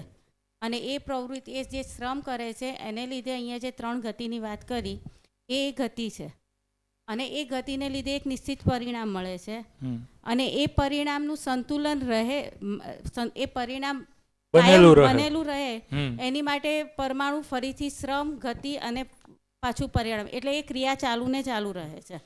રાઈટ. એના માટે એની અંદર ફરીથી શ્રમની પ્રવૃત્તિ, ફરીથી પાછી એના કારણે ગતિ, એ ગતિના કારણે પરિણામનું બનેલું રહેવું, એ પરિણામ છે એમાં જ પાછી શ્રમની નિરંતરતા, એના કારણે છે ફરીથી પાછી ગતિ, ગતિના કારણે પરિણામ બનેલું રહેવું, ફરીથી પાછી શ્રમની નિરંતરતા. આ છે એટલા કારણે ઇકાઈ છે એ નિત્ય વર્તમાન છે જ, કારણ કે આ છે એ હંમેશા સૂત્ર પ્રભાવી છે. આ સિદ્ધાંત છે એ હંમેશા ગઠનશીલ પરમાણુ એક પરમાણુમાં અત્યારે આપણે સમજીએ છીએ એમાં છે જ.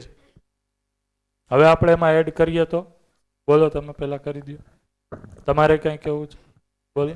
આ એક પરમાણુની વાત કરીને તો એનું કોઈ મીન્સ કે એવું એક્ઝામ્પલ અથવા કોઈ રીતનું એક ખ્યાલ નહીં આવતો. હા, જેમ કે આ 2 પરમાણુ અંશવાળો પરમાણુ છે, હાઇડ્રોજન કહેવાય ને, પેલો હિલિયમ આવે. હા, તો હાઇડ્રોજન છે એ બનેલો રહે છે કારણ કે એની અંદર શ્રમ ગતિ અને પરિણામનો સિદ્ધાંત છે એ નિત્ય પ્રભાવી છે. શ્રમ ગતિ પરિણામનો સિદ્ધાંત એટલે તો કે વ્યાપકમાં પરમાણુ અંશના ઉર્જિત રહેવા માત્રથી મૂળ ચેષ્ટાવસ્ત એ ગતિ શ્રમની પ્રવૃત્તિ એમાં છે. એ શ્રમ પ્રવૃત્તિ વસ્ત એની અંદર એક નિશ્ચિત ગતિ જોવા મળે છે. એ શ્રમ અને ગતિના સંમિલિત પ્રભાવ સ્વરૂપે એક સ્થિતિ જોવા મળે છે, એને કીધું એ પરિણામ. એ પરિણામ બનેલું રહે છે કારણ કે આ પરમાણુ અંશની અંદર સતત શ્રમની પ્રવૃત્તિ એ છે, એ શ્રમના વશ છે એ હાઇડ્રોજન પરમાણુ બનેલો રહે છે. તો શ્રમ ગતિ અને પરિણામ પૂર્વક છે અને આ રીતના કહી શકીએ કે શ્રમ અને ગતિ પૂર્વક પરિણામ, પરિણામ અને શ્રમ પૂર્વક ગતિ, ગતિ અને પરિણામ પૂર્વક શ્રમ. ઓમ તો છે એ ત્રણેય અવિભાજ્ય છે. ઓમ તો છે એ ત્રણેય છે એ અવિભાજ્ય, એટલા માટે પહેલા લખી નાખ્યું અવિભાજ્ય છે. જ્યારે આપણે અસ્તિત્વમાં સમજવા બેસીએ છીએ તો એક એક કરીને આપણે એના સમજવાનું સ્ટાર્ટ કરીએ છીએ. તો પહેલા છે એ એક એક કરીને સમજ્યા, એક એક સમજાઈ ગયું. મેડિકલમાં કેમ સમજે, એક એક અંગનું છે એ પહેલા આઇસોલેશનમાં છે બિહેવિયર સમજે, પછી એનું કોમ્બિનેશન કરી અને કમ્બાઇન્ડ બિહેવિયર સમજે, પછી આખા શરીરમાં એની શું અસર છે એ રીતના બિહેવિયર સમજે. બોલો. એટલે આમાં એક અંશ માટે પણ આ નિયમ લાગુ પડે છે? અંશ માટે જ અત્યારે જે આપણે વાત કરી, નહીં, અંશ અને ગઠનશીલ પરમાણુ એ પાછા અલગ થઈ ગયા ને. અંશ હા. એની પણ નાની મૂળ પરમ વસ્તુ છે ને. હા, પરમાણુમાં હજી અંશ એનું છે. નાનું અંશ એક પરમ વ્યવસ્થા, સોરી, નાનામાં નાનો એકમ છે, વ્યવસ્થા નથી. હા, નાનામાં નાનો એકમ થઈ ગયો. હમ. તો એ અંશને પણ શ્રમ ગતિ પરિણામ લાગે. હા, પછી અંશના શ્રમ ગતિ પરિણામના પરિણામ સ્વરૂપ જે એક બીજું સ્ટ્રક્ચર બન્યું એ પરમાણુ. પરમાણુના શ્રમ ગતિ પરિણામના કારણે જે બન્યું અણુ. એ હવે આપણે લઈએ કે એક પ્રકારના આવા પરમાણુઓ, તો આ એક પહેલું સ્ટેપ થયું અત્યાર સુધી જે ચર્ચા કરી. હવે પરમાણુની અંદર શ્રમ ગતિ પરિણામ તો નિત્ય પ્રભાવી છે. તો આ જ શ્રમ ગતિ અને પરિણામના કારણે આ ભારબંધન અને અણુબંધન વશ છે એ એકથી વધારે પરમાણુ છે એ એકબીજાની નજીક આવશે જ, કારણ કે એકલો તો રહેશે નહીં, સહઅસ્તિત્વ નિત્ય પ્રભાવી છે. તો એકથી વધારે પરમાણુઓ છે એ એકબીજાના સહઅસ્તિત્વમાં સહવાસમાં આવી એની સંમિલિત શ્રમ, એના કારણે છે એ એક સંમિલિત ગતિ, એના કારણે છે એ એક સંમિલિત પરિણામ. ધારો કે 10 પરમાણુ છે એ એક પ્રકારના સાથે આવી ગયા એચના, બરોબર. તો એના કારણે છે એ હવે એક પરમાણુનો જે શ્રમ હતો એની બદલે શું થયું, એ શ્રમ છે એ બધા એનો કમ્બાઈન થઈ ગયો. આ જે ચુંબકીયતા છે એ એકની હતી, એની બદલે બધી ચુંબકીયતાઓ છે એ ભેગી થઈ ગઈ. તો હવે કમ્બાઈન્ડ શ્રમ, એ શ્રમના કારણે છે એ એક કમ્બાઈન્ડ ગતિ. બરાબર. અહીંયા બધા પરમાણુ છે એકબીજાની આજુબાજુ આવી ગયા અને કરવા માંડ્યા, ભાઈ જે ત્રણેય ગતિ છે એ કરવા માંડ્યા. એના કારણે છે એ એક સંમિલિત પરિણામ.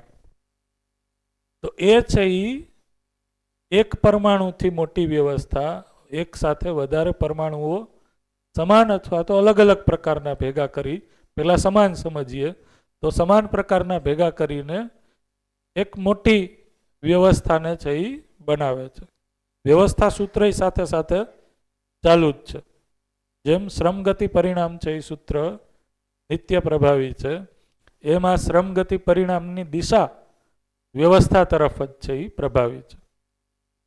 એટલા માટે એક જ પ્રકારના પરમાણુઓ ભેગા થઈ અને હજી શ્રમગતિ પરિણામના કારણે એ મોટી પરમાણુ રચના બનાવે છે, મોલેક્યુલ બનાવે છે. હવે એમાં છે એ વેરિએશન હોઈ શકે. એકથી વધારે પ્રકારના પરમાણુઓ છે એ એકબીજાની સાથે શ્રમના કારણે છે એ ભેગા થયા, કારણ કે શ્રમના કારણે ભેગી થવાની પ્રવૃત્તિ. હવે એની સંમિલિત ગતિના કારણે એક નવા પ્રકારનું પરિણામ, આ નવા પ્રકારના પરિણામના કારણે એની સંયુક્ત અભિવ્યક્તિ તરીકે એક નવા પ્રકારનું આચરણ, કારણ કે એની આ બધી જ જે બળ છે એ વધી જશે, ચુંબકીયતા છે એ વધી જશે. એ વસ્તુ થઈ ને, દાખલા તરીકે હાઇડ્રોજન પરમાણુ છે તો હા. એનો મૂળ સ્વભાવ તો એની પાસે છે જ, હમ, એનું મૂળ શ્રમ ગતિ પરિણામ તો છે જ. રાઈટ. હવે પાણી બનાવવાથી એની એક નવું આચરણ તૈયાર થયું, આ હમ. પરિણામે આચરણ કહી શકીએ, પરિણામે આચરણનું ફોર્મ થયું. એટલે ખાલી આઇસોલેશનમાં પરિણામના કારણે આચરણ નથી, એના બેકમાં છે એ શ્રમ અને ગતિ છે જ. બરાબર.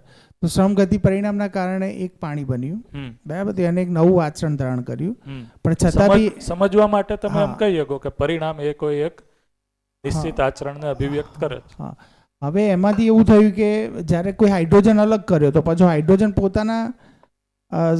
પોતાના આચરણ સાથે તો છે જ, છે જ. મતલબ કે એમાંથી હાઇડ્રોજન અલગ કરો એટલે પોતાનું શ્રમ ગતિ પરિણામ મેન્ટેન રાખે છે હમ, અને સાથે બીજા સાથે અલગ અભિવ્યક્ત થાય છે, એટલે બીજું આચરણ ધારણ કરે છે. હમ. જ્યાં સુધીથી બીજા સંયોજનમાં છે ત્યાં સુધીથી એ આચરણ સાથે છે, હા. જ્યારે એમાંથી અલગ થાય છે ત્યારે પાછું પોતાનું મૂળ આચરણ ધારણ કરે છે. રાઈટ.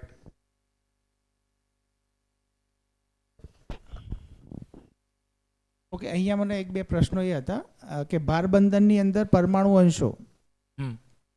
તો એ પરમાણુના સ્તર ઉપર છે, એટલે એક સિંગલ પરમાણુની વાત થઈ છે. અણુબંધનમાં એકથી વધુ પરમાણુ, પણ એ અલગ પ્રજાતિના પરમાણુ કે બે same? હોઈ શકે, બે હોઈ શકે, બંને હોઈ શકે. બંને હોઈ શકે. એકથી વધુ પ્રકારના અલગ અથવા સમાન પ્રજાતિના પરમાણુઓ વચ્ચે પણ થઈ શકે. જો સમાન પરમાણુઓ વચ્ચે થયું તો એને રાસાયણિક કેવી, ભૌતિક ક્રિયા કેવી? ભૌતિક જ થશે. તો એ ભૌતિક ક્રિયા. તો ભૌતિક ક્રિયામાં બહારનો પરિવેશ સક્રિય, હમ. અને રાસાયણિક જો અલગ પ્રજાતિ છે તો રાસાયણિક ક્રિયા થાય છે, અને તો રાસાયણિક એમાં બે ક્રિયામાં પરિવેશ છે ઈ છેલ્લા બે પરિવેશ સક્રિય થાય છે. એના કારણે એની અંદર જે આપે કીધું એ પ્રમાણે કે આચરણ છે એ અલગ અભિવ્યક્ત થાય છે. બરાબર. તો અણુબંધનમાં બે સંભાવનાઓ છે, એક સમાન પ્રજાતિ અને અસમાન ભિન્ન પ્રજાતિ પણ આવે એમ. જનરલી મને ખ્યાલ નથી, પણ કોઈ જગ્યાએ આ અધ્યયનમાં મેં સાંભળ્યું હતું કે સમાન પ્રજાતિના પરમાણુઓ બહુ મોટી માત્રામાં એકસાથે, કેમેસ્ટ્રીવાળાને ખ્યાલ હોય, એ ઓછું છે. જનરલી તો છે એ ભિન્ન પ્રજાતિના પરમાણુઓ જ વધારે ભેગા ગઠનમાં જોવા મળતા હોય છે. એવું કાંઈ છે? સમાન જ વધારે જોવા મળે? પણ સૌથી વધારે પરિણામ છે એ પરિણામની સ્ટેબિલિટી છે એ સમાનમાં વધારે હોય? સમાનમાં વધારે હોય. ઓકે. એનું કારણ એવું છે કે દાખલા તરીકે ઓક્સિજન લઈએ છીએ, મેક્સિમમ લઈએ તો એ તો O2ના ફોર્મમાં જ લઈએ છીએ આપણે. હાઇડ્રોજન છે H2ના ફોર્મમાં જ છે, નાઇટ્રોજન છે N2ના ફોર્મમાં જ છે. તો નાઇટ્રોજન, ઓક્સિજન, હાઇડ્રોજન, એ રીતના હું નથી કહેતો કે આ O2 ના ફોર્મમાં આપણે લઈએ છીએ, હા, પણ આ O2 બધાય ભેગા થઈ અને એક રચના ના, O2 ની એનાથી- મોટી ના, એવી O2 થી મોટી ના બને. ના બને ને. O2 પણ એવી અલગ અલગ O2 થી પ્રજાતિના મોટી બને પરમાણુ તો એક O3 બને. O3 બને છે એ ઓઝોન લેયર બનાવે છે, એ ઓઝોન લેયર બનાવે છે. હા. પછી O4 ના હોય એમ, હમ. કારણ કે એવું ક્યાંય સાયન્સમાં નથી અત્યાર સુધીથી. હા. એટલે O3 અત્યારે વાતાવરણમાં જે ઉપરનું લેયર છે O3 કીધું છે. O3 ozone. હા, એ એક આયન ફોર્મમાં જતો રહે ને, ઓક્સિજન અલગ થઈ જાય ને એક હેવી થર્મોસ્ફિયરમાં આગળ હેવી ટેમ્પરેચરના કારણે, ત્યારે 3 O ભેગા થઈને O3 બનાવ્યું છે ને એને આપણે ઓઝોન લેયર કહીએ છીએ. પણ જનરલી 2ના ફોર્મમાં જ વધારે છે. એટલે અણુબંધન, હા, પછી એ હાઇડ્રોજન ઘણા બધા સાથે ભેગો મળીને H2SO4 બનાવી શકે, HCl બનાવી શકે, મતલબ એમાં ભિન્નતા વધારે છે. હું તો આ રીતના કહું છું ગિરીશભાઈ, S2. કારણ કે આ મને ખ્યાલ નથી. આવા હા, O2 ઘણા ના. બધા એકારે પોતપોતાની નજીક જ હોય ના, એવી પોસિબિલિટી છે એ ઓછી છે. એ એવું કેમ? સ્વતંત્ર સ્વરૂપે છે ને, O2 સ્વતંત્ર સ્વરૂપે છે, એટલે એકબીજા આવી સાથે રીતના O2, આવી બંધનમાં નથી. રીતના O2, આવી રીતના હા, O2. બંધનમાં નથી ને તો. હા, એવું કહું. પણ ઓક્સિજન ઘણી બધી જગ્યાએ છે. દાખલા તરીકે ગ્લુકોઝ બન્યો તો એના અંદર બી ઓક્સિજન છે, પાણીમાં ઓક્સિજન છે, H2SO4 ગણીએ, એસિડ ગણીએ તો પણ એમાં ઓક્સિજન છે. ઓક્સિજન છે. તો સંયોજનો ઘણા બધા છે, હમ. પણ સેમ પ્રજાતિના અંદર તો સ્ટ્રક્ચર સીમિત છે, પણ એ માત્રા વધારે છે. માત્રા વધારે. રાઈટ. O2 ની માત્રા વધારે છે રિસ્પેક્ટ ટુ H2SO4 ગણું કે હા. H2O ગણું. તો H2O જે માત્રા છે, H2Oની જે માત્રા છે એના કરતાં O2ની માત્રા વાતાવરણમાં વધારે હોય. એટલે કે ઓક્સિજન તો 21% છે, તો એ ઓક્સિજન કયો તો O2ના ફોર્મમાં 21% છે. રાઈટ. નાઇટ્રોજન 78 છે, તો એ કયા ફોર્મમાં તો N2ના ફોર્મમાં છે. પછી N2માંથી સ્ટ્રક્ચરથી પછી એમાંથી એમિનો એસિડ ને એ બધું બને, મતલબ જે આપણા બોડીનું સ્ટ્રક્ચર બને છે, હા, DNA, RNA એ બધું પછી સ્ટ્રક્ચર એ પ્રોટીન સ્ટ્રક્ચર જ છે. તો એમાં પાછું નાઇટ્રોજન આવે, પણ એ ક્યાં વાતાવરણનો નાઇટ્રોજન લઈને એની અંદર એક પ્રોસેસિંગ થાય છે, એ ઉત્સવશીલતા કહીએ કે એ રીતે થાય છે ને એના પછી બીજું સ્ટ્રક્ચર બને છે. તો એવી વેરાયટી ઘણી બધી છે. મતલબ 118 જે તત્વો ખરા એમાંથી પછી લાખોની સંખ્યામાં વેરાયટી હશે, પણ 118 તત્વોની માત્રા જ ગણવા જઈએ તો માત્રાત્મક રીતે એ અણુ સ્વરૂપમાં વધારે છે. સિંગલ પરમાણુના સ્વરૂપમાં બી ઓછા છે આમ જોવા જઈએ તો, જો મારા નોલેજમાં છે એ પ્રમાણે. હા, કારણ કે અમે તો સાયન્સમાં કેમેસ્ટ્રી ભણ્યા, 12મા ધોરણમાં ભણ્યા, પછી મૂકી દીધું. એન્જિનિયરિંગમાં ક્યાંય આવતું જ નહીં.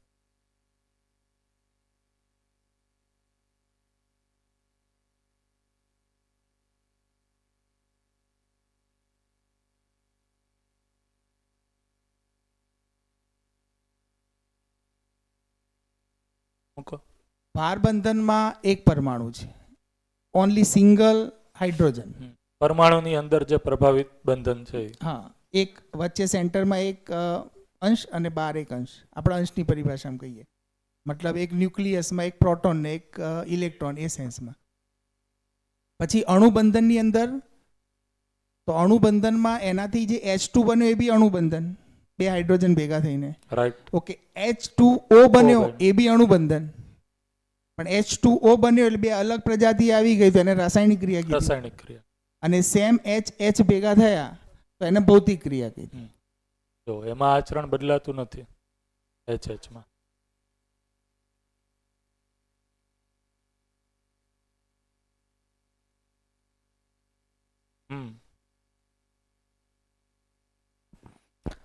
ઓકે, તો હવે આગળ આમાં જોઈએ તો આ રીતના એકથી વધારે પ્રજાતિના પરમાણુ ભેગા મળી સમ્મિલિત શ્રમ, એ શ્રમના કારણે એક સમ્મિલિત ગતિ, એ ગતિના કારણે એક સમ્મિલિત પરિણામ. એટલે હવે છે આ જે પરિણામ છે એ બની શકે કે નરી આંખે આપણને દેખાય એવું છે. જેમ કે આ પેન છે એ એક પરિણામ છે. આ પરિણામ છે એની અંદર ઘણા બધા પરમાણુઓ છે, એ પોતાનામાં શ્રમગતિ પરિણામ સાથે તો છે જ, સમ્મિલિત પ્રભાવ સ્વરૂપે શ્રમગતિ પરિણામના કારણે આ ગઠન બનેલું છે. એ ગઠન બનેલું છે એને શું કીધું? પરિણામ. આ જ ગઠન છે એ પરમાણુના લેવલ ઉપર બનેલું જ છે. એ બનેલું છે એટલા માટે જ સમ્મિલિત બધા ભેગા થઈને એ પરમાણુ પિંડ સ્વરૂપે પણ એક ગઠન બનાવે છે, એક પરિણામ બનાવે છે. જેમ કે ધરતી પણ શું છે? એક પરિણામ છે, એક પિંડ છે. રાઈટ. તો આ રીતના છે એ ગઠનશીલ પરમાણુમાં આ શ્રમ ગતિ અને પરિણામ છે એ નિત્ય વર્તમાન છે અને છે જ. હંમેશા છે એ શ્રમ ગતિ અને પરિણામ હતું, રહેશે અને છે. રાઈટ. એટલે આ સમગ્ર એકમ છે એ તમે જોવો તો એ સ્થૂળ રીતના જોઈએ તો સ્થિર છે, પણ આની અંદર એ છે એ શ્રમ ગતિ પરિણામ તો બનેલા જ છે. તો આની અંદર ગતિ પણ છે, શ્રમ પણ છે, અને પરિણામ તો સ્થૂળ રીતના દેખાય જ છે. રાઈટ.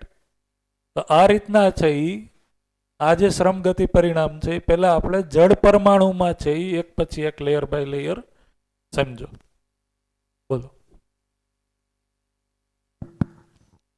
આપણે એવું કહી શકીએ કે જે જળ પરમાણુ જે અલગ અલગ 120 પ્રકારના છે, તો એ દરેકનો શ્રમ અલગ હશે, દરેકની ગતિ અલગ હશે, અને એના પરિણામે 120 પ્રકારના અલગ અલગ જળ પરમાણુ ઉત્પન્ન થયા. રાઈટ, કહીએ બરોબર. અને એમને જે મૂળ ઉર્જા મેળવી હશે એ વ્યાપકમાંથી જ મેળવી હશે. તો હરેક પ્રજાતિના પરમાણુનો શ્રમ ગતિ અને પરિણામ અલગ છે, એટલા માટે પરિણામ અલગ છે. એવી જ રીતના હરેક પ્રજાતિના પરમાણુઓ જે માત્રામાં એકબીજાને મળે છે એના કારણે સમ્મિલિત શ્રમ ગતિ પરિણામ અલગ છે, એટલા માટે એની રાસાયણિક ભૌતિક કેરેક્ટરિસ્ટિક છે એ પણ બદલી જાય છે, બરાબર, કારણ કે આ અલગ છે. પછી જે સ્થૂળ સ્વરૂપે બહાર આવે છે એને તો માનવ છે એ અધ્યયન છે એ કરી શકે છે, રાઈટ. બહુ સરસ, ગુડ. તો આ રીતના છે આ શ્રમ ગતિ અને પરિણામ, આ જે ભૂખા અને અજીર્ણ પરમાણુ છે એમાં નિત્ય વર્તમાન છે. એ પ્રવૃત્તિ વશ જ સાથે સાથે વ્યવસ્થા સૂત્ર તો પ્રવૃત્તિ છે જ, એમાં છે એ શ્રમ ગતિ અને પરિણામ પૂર્વક કોઈ એક એવો પરમાણુ બન્યો જે પોતાનામાં સ્થિર છે, બરાબર. તો અહીંયા છે એ મધ્યાંશમાં 1, બુદ્ધિમાં 2. હવે આ ગોળ દોરું છું એને તમે તમારી રીતના છે એ ઇમેજિન કરી શકો. ગોળ છે, ઇલેપ્ટિકલ છે, જે પણ હોય, કારણ કે ભૌતિક સ્વરૂપ છે એ બહુ મેટર કરતું નથી. એ આચરણ શું અભિવ્યક્ત કરે છે એ મેટર કરે છે, એ જળ હોય કે ચૈતન્ય હોય, બરાબર. હા, ઓલ ઓવર જ્યારે શરીર સાથે એ તદાકાર થાય છે ત્યારે એ પુંજાકાર છે, રાઈટ.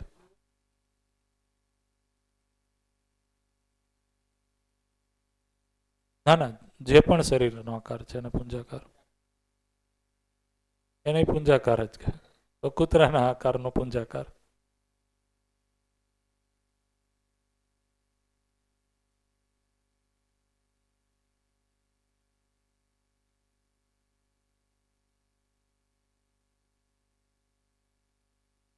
અમે 32 પરમાણુ અંશો મેં ડ્રો નથી કર્યા, પણ તમે છે એ 32 છે એ માની લેજો, અને તમે છે એ ઘરે જઈને ડ્રો કરી નાખજો, બરોબર છે. આમાં પ્રતિકાત્મક રૂપે છે એ આપણી નોટ્સમાં છે એ કોઈ ભૂલ ન હોય. તો વચ્ચે છે એ 1 અને ફરતે છે એ 2, 8, 18 અને 32.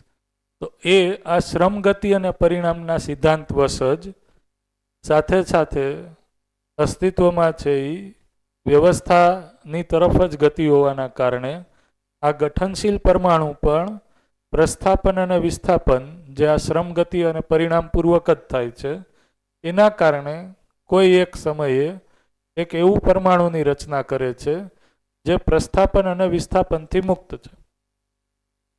તો આને કીધું છે એ ગઠન પૂર્ણ પરમાણુ.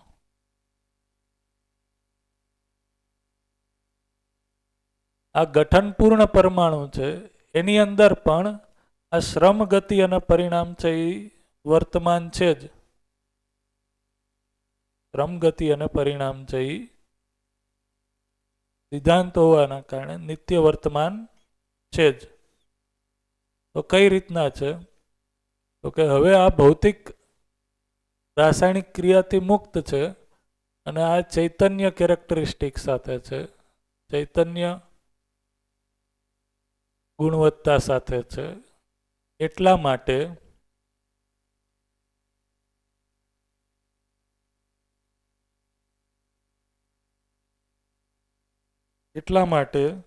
હવે એની અંદર જે શ્રમ ગતિ અને પરિણામ છે એ આશા વિચાર ઈચ્છા ની અંદર શ્રમ ગતિ અને પરિણામ છે.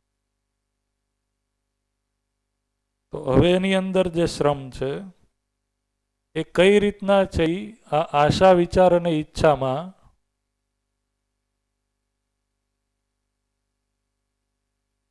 ગુણાત્મક ચેન્જ આવે, પરિમાર્જન આવે, એ અર્થમાં છે. તો એક તો શ્રમ ગતિ અને પરિણામ છે જેથી કરીને આ ગઠન છે એ બનેલું રહે ભૌતિક રચના સ્વરૂપે. આ ખ્યાલ આવ્યું? એક તો શ્રમ ગતિ અને પરિણામના કારણે, સંમિલિત પ્રભાવના કારણે આ જે સ્ટેબલ સ્ટ્રક્ચર છે એ પણ બનેલું રહે છે. સાથે સાથે એના જે આશા વિચાર ઈચ્છા જે ગુણાત્મક એક્સપ્રેશન છે એમાં પણ નિત્ય શ્રમ ગતિ અને પરિણામ છે એ બનેલું રહે છે. તો કઈ રીતના? તો કે શ્રમપૂર્વક હું મનના લેવલ ઉપર જીવું છું, આશાના લેવલ ઉપર જીવું છું, તો મારી ગતિ છે એ કઈ દિશામાં છે? તો કે પશુ ચેતના અથવા તો જીવ ચેતનાની દિશામાં હું ગતિત છું.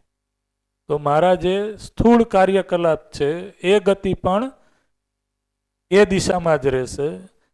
એ ગતિની સાથે સાથે એક નિશ્ચિત હું વ્યવસ્થાને વ્યાખ્યાયિત કરીશ. જો હું જીવ શરીરને ચલાવતો હોઈશ તો, પશુ શરીરને ચલાવતો હોઈશ તો, એ જે નિશ્ચિત વ્યવસ્થાને વ્યાખ્યાયિત કરું છું એ પશુ શરીર કે જીવ શરીર સ્વરૂપે તો પરિણામ છે જ, સાથે સાથે ગુણાત્મક જીવવાની આશા સ્વરૂપે પણ એ પરિણામ બનેલું રહે છે. તો એક તો શ્રમ ગતિ પરિણામ સિદ્ધાંતના આધારે ગઠનપૂર્ણ પરમાણુ બનેલો રહે છે, સાથે સાથે એ આશા સંપન્ન હોવાથી, હજી આપણે જીવ શરીરની જ વાત કરીએ છીએ એટલા માટે એની અંદર આશાનું જ એક્સપ્રેશન છે એ આવ્યું છે, વિચાર અને ઈચ્છાનું છે એ નથી આવ્યું. જમવાનું તૈયાર. અચ્છા, થોડો આપણે અહીંયા સુધી જ હા, રાખીએ. આ વિષય થોડો સારો વિષય. એટલે આમાં એમ થઈ ગયું કે શ્રમ ગતિ પરિણામ જે એક ગઠનશીલ પરમાણુમાં તો થાય જ છે, એક પરમાણુમાં તો થાય છે, પણ પરમાણુની અંદર જે પરિવેશ છે એમાં બી ચાલુ છે. એટલે અંશ લેવલે પણ થાય છે. હા, કારણ કે જે આ ઘૂર્ણન ગતિ છે એ શું છે? હા, શ્રમ જ છે. એક વર્તુળાત્મક બી કરે છે, હમ. પરિવેશમાં ફરવું. એટલે આ જે આશા જે છે એટલે પહેલી 12ની ઓર્બિટ છે હા, કે મન, તો મનની અંદર શ્રમ ગતિ પરિણામ થાય છે અને પરિણામ સ્વરૂપે એની અંદર પરિણામમાં જે અંતરનિયોજન થાય છે એ અંતરનિયોજનના સ્વરૂપમાં વૃત્તિ પર એનું ધ્યાન જાય છે. હા, એટલે બરોબર છે. અત્યારે થોડાક ઊભા રહી જાઓ. હા. પેલા છે એ આપણે જીવ શરીરને જ જોઈ ઓકે લઈએ. ઓકે. જીવ શરીરમાં જ છે એ શું કામ જોવાનું આહા કીધું? નિંદ્રા ભય મૈથુન. હા, તો એ અર્થમાં છે એ એક પરિણામ વ્યાખ્યા કરી અને એ પણ એક વ્યવસ્થા તો બનાવે જ છે. એ એક વ્યવસ્થા બનાવે જ છે, બરોબર. બાકી અહીંયા છે એ જળ પરમાણુમાં પદાર્થાવસ્થા અને પ્રાણાવસ્થા આવી ગઈ એમ સમજી લ્યો. હા, અહીંયા છે એ આપણે જીવ શરીરમાં તો એ જીવ સૃષ્ટિની વ્યવસ્થાને પણ બનાવી રાખે છે, એક નિશ્ચિત એક્સપ્રેશન. એની એ આચરણની છે એ પરિણામની છે એ નિશ્ચિતતા છે જ.